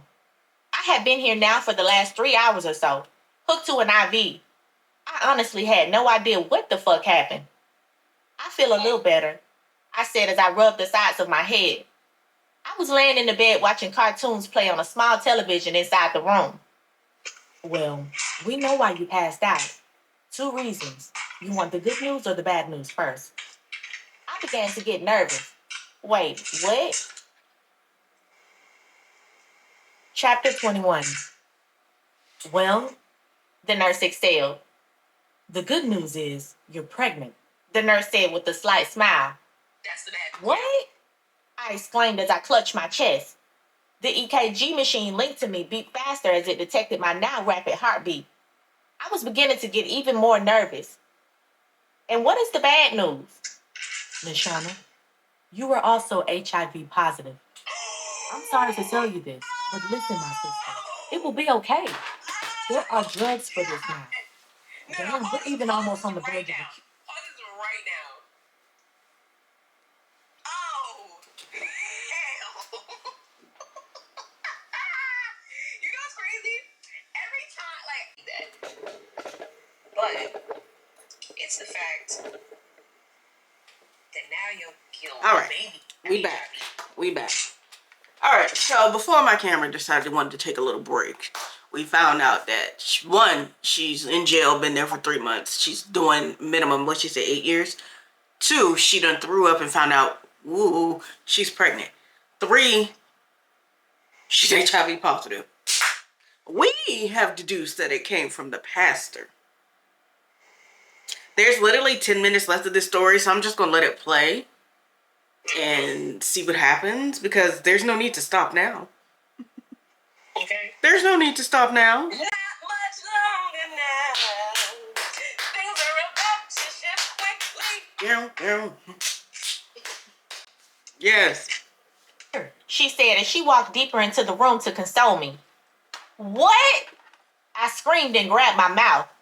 Tears began to swell in my eyes. So that means her I gazed at the homegirl nurse is wide in too. terror. This is too much. No, I don't even know who the father. Then it hit me. If I was pregnant, I'm pregnant by Pastor Wilson. Had to be. This shit was crazy. Completely fucking crazy. But fucking HIV? This was scary. Who even gave it to me? I can't. Please, no, I can't. Girl, calm down, or we might have to sedate you.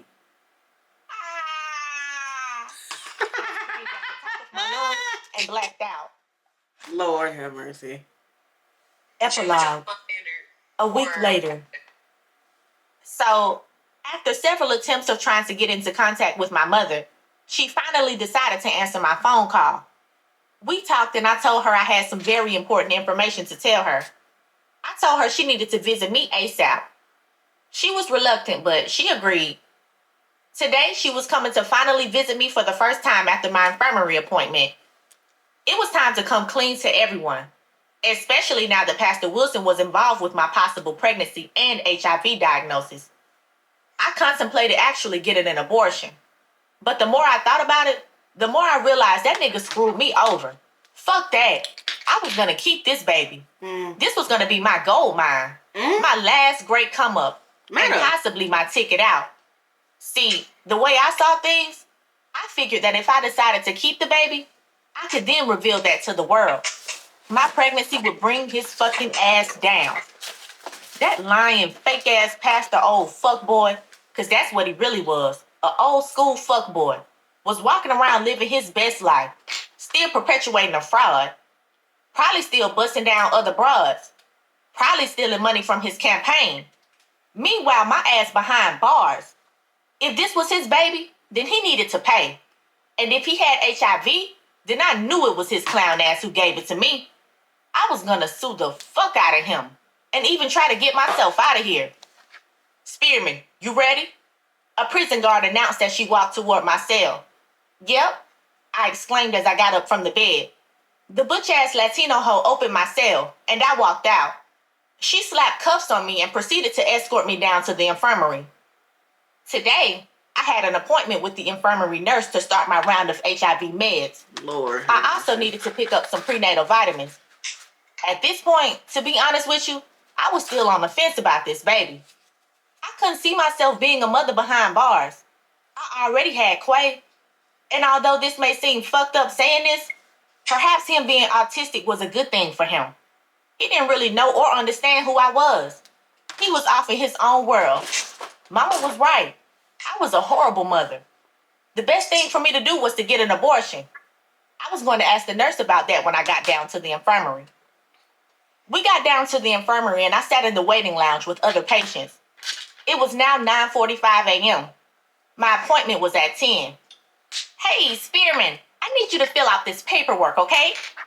An over-the-top bubbly white intake nurse said as she walked over to me with the clipboard in her hand. You looking better, honey, the white bitch said with this weird smile. Get out of my face, dumbass dog-smelling hoe. Thank you, I replied as I flashed a fake grin. White bitch walked off and I started to fill out the paperwork on the clipboard. There was a small television in the waiting lounge that everyone mostly had their eyes glued to. Local news was playing. This is a breaking news alert from ABC7 Chicago. Good morning, viewers. I'm Jake Pirtle, reporting live from the south side of Chicago. What's happening with the Prominent pastor and mayoral candidate, Pastor E.L. Wilson, was found shot to death today inside of his church office. Chicago police were called to Apostolic Missionary Baptist Church earlier this morning after gunshots rang out from the administration wing of the church. Police say that Wilson possibly may have committed suicide after he discovered that he, along with his church, were under serious investigation by the IRS for tax fraud and evasion. This is a breaking story. More details to come. I sat back in my chair, perplexed. I couldn't believe I heard what I just heard. Fucking Pastor Wilson shot himself? Everything around me began to spin and I felt like I was on the verge of passing out again. This was too much. What the fuck? I gotta go. I I gotta go, I screamed as I shot up from my seat and threw the clipboard off to the side. Nashana, where are you going? The white bitch nurse asked. Bitch, mind your business. It was noon now, and I was on my way downstairs to go see my mother. I was still shocked by the news of Pastor Wilson killing himself. I didn't know what to think anymore. Didn't even know what the next step was gonna be in this. Who the fuck would I tell? Where would I go? I was in a haze as I walked down to the visitors area. Soon as I walked in, I saw my mother at the table, all the way in the corner. I slowly and cautiously walked over to her. She kept her head lowered to the table. She looked so visibly distraught. Mama, I said. She looked up. Her eyes were red and puffy. Hey, Nunu. Nice to see you. She stood up and leaned in to give me a hug.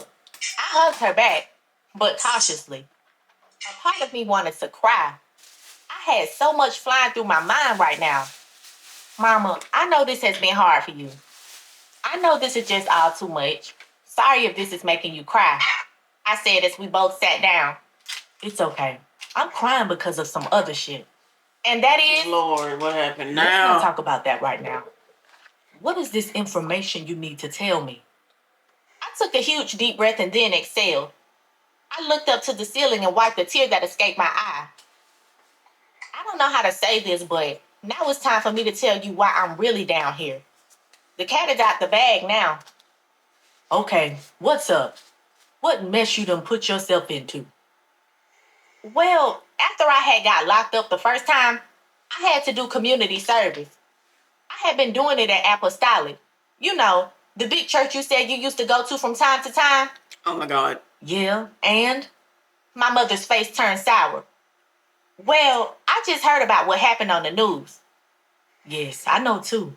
That's why I'm crying. I knew Pastor Wilson. Oh my I God. froze for a second. You did? I asked. Oh my God. I have a feeling I know where this is going. Well, yes. Oh my God. Oh my God. Oh my God. Oh my God. Oh my God. Now, what I just thought just now is, because at first I just thought that, oh, maybe the mother was having an affair with him too. I think that's her father. That's her father. Okay, continue. Lord, I need... You have an incest baby. Okay, HIV. Okay, please go. Lord. Play it. Cause I He's a thought good man. daddy just now. Well, Mama, I got in trouble because of him. Suddenly, my mother's face sunk. Her eyes amplified. What? What you mean he got you in trouble? Well, Jessica, one of my girls, I had found out she had been messing with him. So when I started volunteering down at the church, I knew he had something going on with her. I was doing good, going every day damn near, doing my hours. They was paying me to work on his campaign. Damn it, I'm confused. What is it you trying to say? Well, he fired me, because I thought he was trying to ask me for sex, but he wasn't. Oh my God, you nasty little wench you. That's why you called me down here. Mama, I ain't done. Girl, you better not be. What did you do to him? Well, after he fired me, I went back home and got a sex tape he made with Jessica. Soon as I said that, my mama's eyes suddenly flew wide open and in shock. She clasped her mouth and shook her head. I confronted him about it. I extorted him. You whore. I just knew it. We had sex though, Mama. And I think he got me pregnant. And I think he gave me HIV. Wait, what did you say? Pregnant? No. Please tell me you are lying. No, I'm not, Mama. My mom stood up and looked up toward the ceiling, staring off into space as if she'd seen a ghost or some sort of crazy demon took over her. She was totally silent and frozen. Mama, what's wrong? She looked back down at me and said, Baby. Mama, what the hell is wrong with you? She sat back down and looked at me. So, you had sex with that man? And you think you got pregnant by him? Yes, Mama. Yes. I couldn't say anything because everything was sealed. I need to take a DNA test quick to prove he's the father of the baby I'm carrying.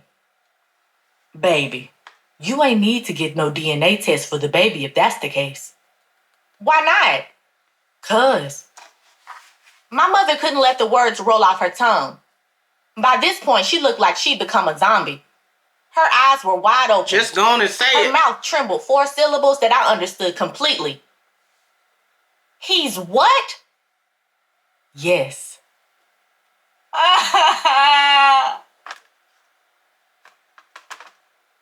This has been Pastors Eat Pussy Too. Written by Excuse me. I know you narrated by Karma. She said Audible hopes she you didn't have need no enjoyed DNA this test program. though because so they confirmed it without confirming it. And I don't like that. But I don't like that, because spell it out for me. that's your daddy. That's your daddy. Because what if it was your uncle or your cousin or something? Like, hello? Your granddaddy. Nah, the mom's reaction alone told me everything I need to know. No, it did. It did.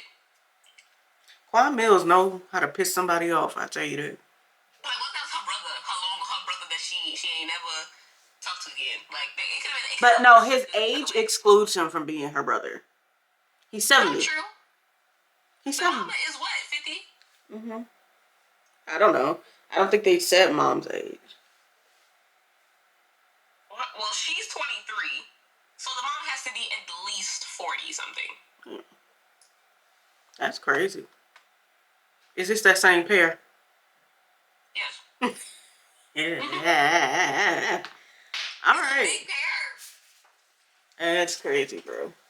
You done slept with your daddy. Tried to extort your daddy. Your daddy killed himself. You pregnant. Your daddy gave you HIV. So that makes me think, I wonder if his wife knew he had HIV, which is why. That's what I was thinking too. That's why they don't have sex. But you know you got HIV, so you just give it to people. Yeah. That's the case. And we ain't never heard about the friend again. Never heard about the friend, because now I'm thinking the friend got HIV too. Lord have mercy. Just wild. What a wild story. We finished all in one sitting.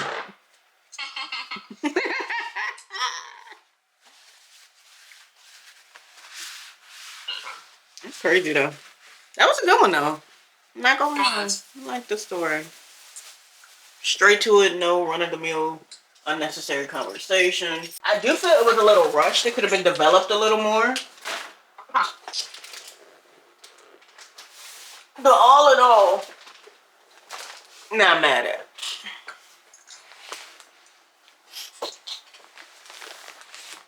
Thoughts, K-Money? It's a good story, but it left a lot of things to the reader's imagination. We have to understand to a point. Right. But it gets to a point where it's not even that. It's just lazy. Yeah. Or rush. Yeah. Yeah, I feel that. Because what happened to the friend? What happened to the friend? We don't know nothing that happened with the friend. We don't know what happened with mom and her child, grandchild. We don't know. Technically, if we're just going by book's sake, we don't know who her dad is, or her, you know, because. And that's another thing. How could he not know? Well, unless he just sleeps with that many people that he just doesn't remember anybody's faces at all. Because I don't recall her Like, talking about her dad either. Right, because either you look like your daddy or you look like your mama. Right.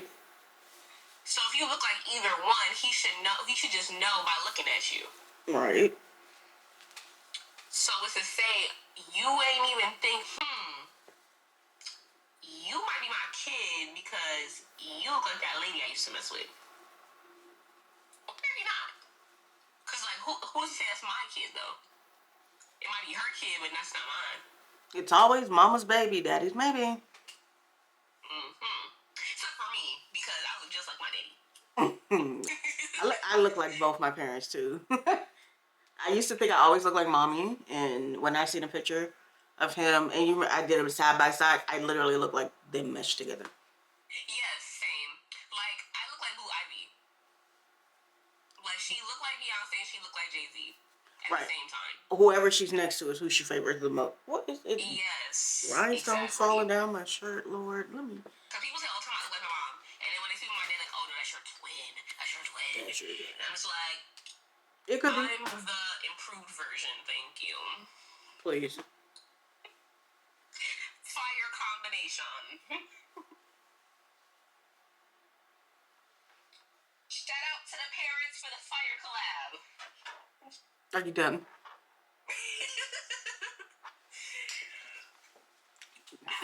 Because now you've lost the plot. I think we're right on theme, actually. And that's the problem.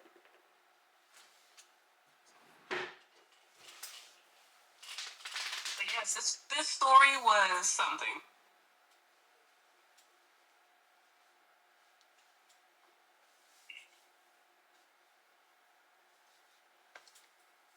I felt the strawberry hat went with it. It's got all the colors that I used. Yes. All right, y'all. Well, that was Pastor's Eat Poissy too. Yes, and let us know how y'all feel about the book in the comments. If you felt how we felt, what shocked you, what didn't shock you, and what you would like to have seen moving forward in other stories. Also, vote on which book to bring back: Curvy Girl Summer or Pleasure, because I have the books and I bought them, so we might as well listen to them. All right, well, if you made it to this part of the video, this is officially the end. Congratulations. Thank you so much for watching. Don't forget to like, share, subscribe, and as always, hit that bell. That way you'll be notified every single time I post. I'll see you on the next one. Bye, friends. Toodles! Julie, do the thing.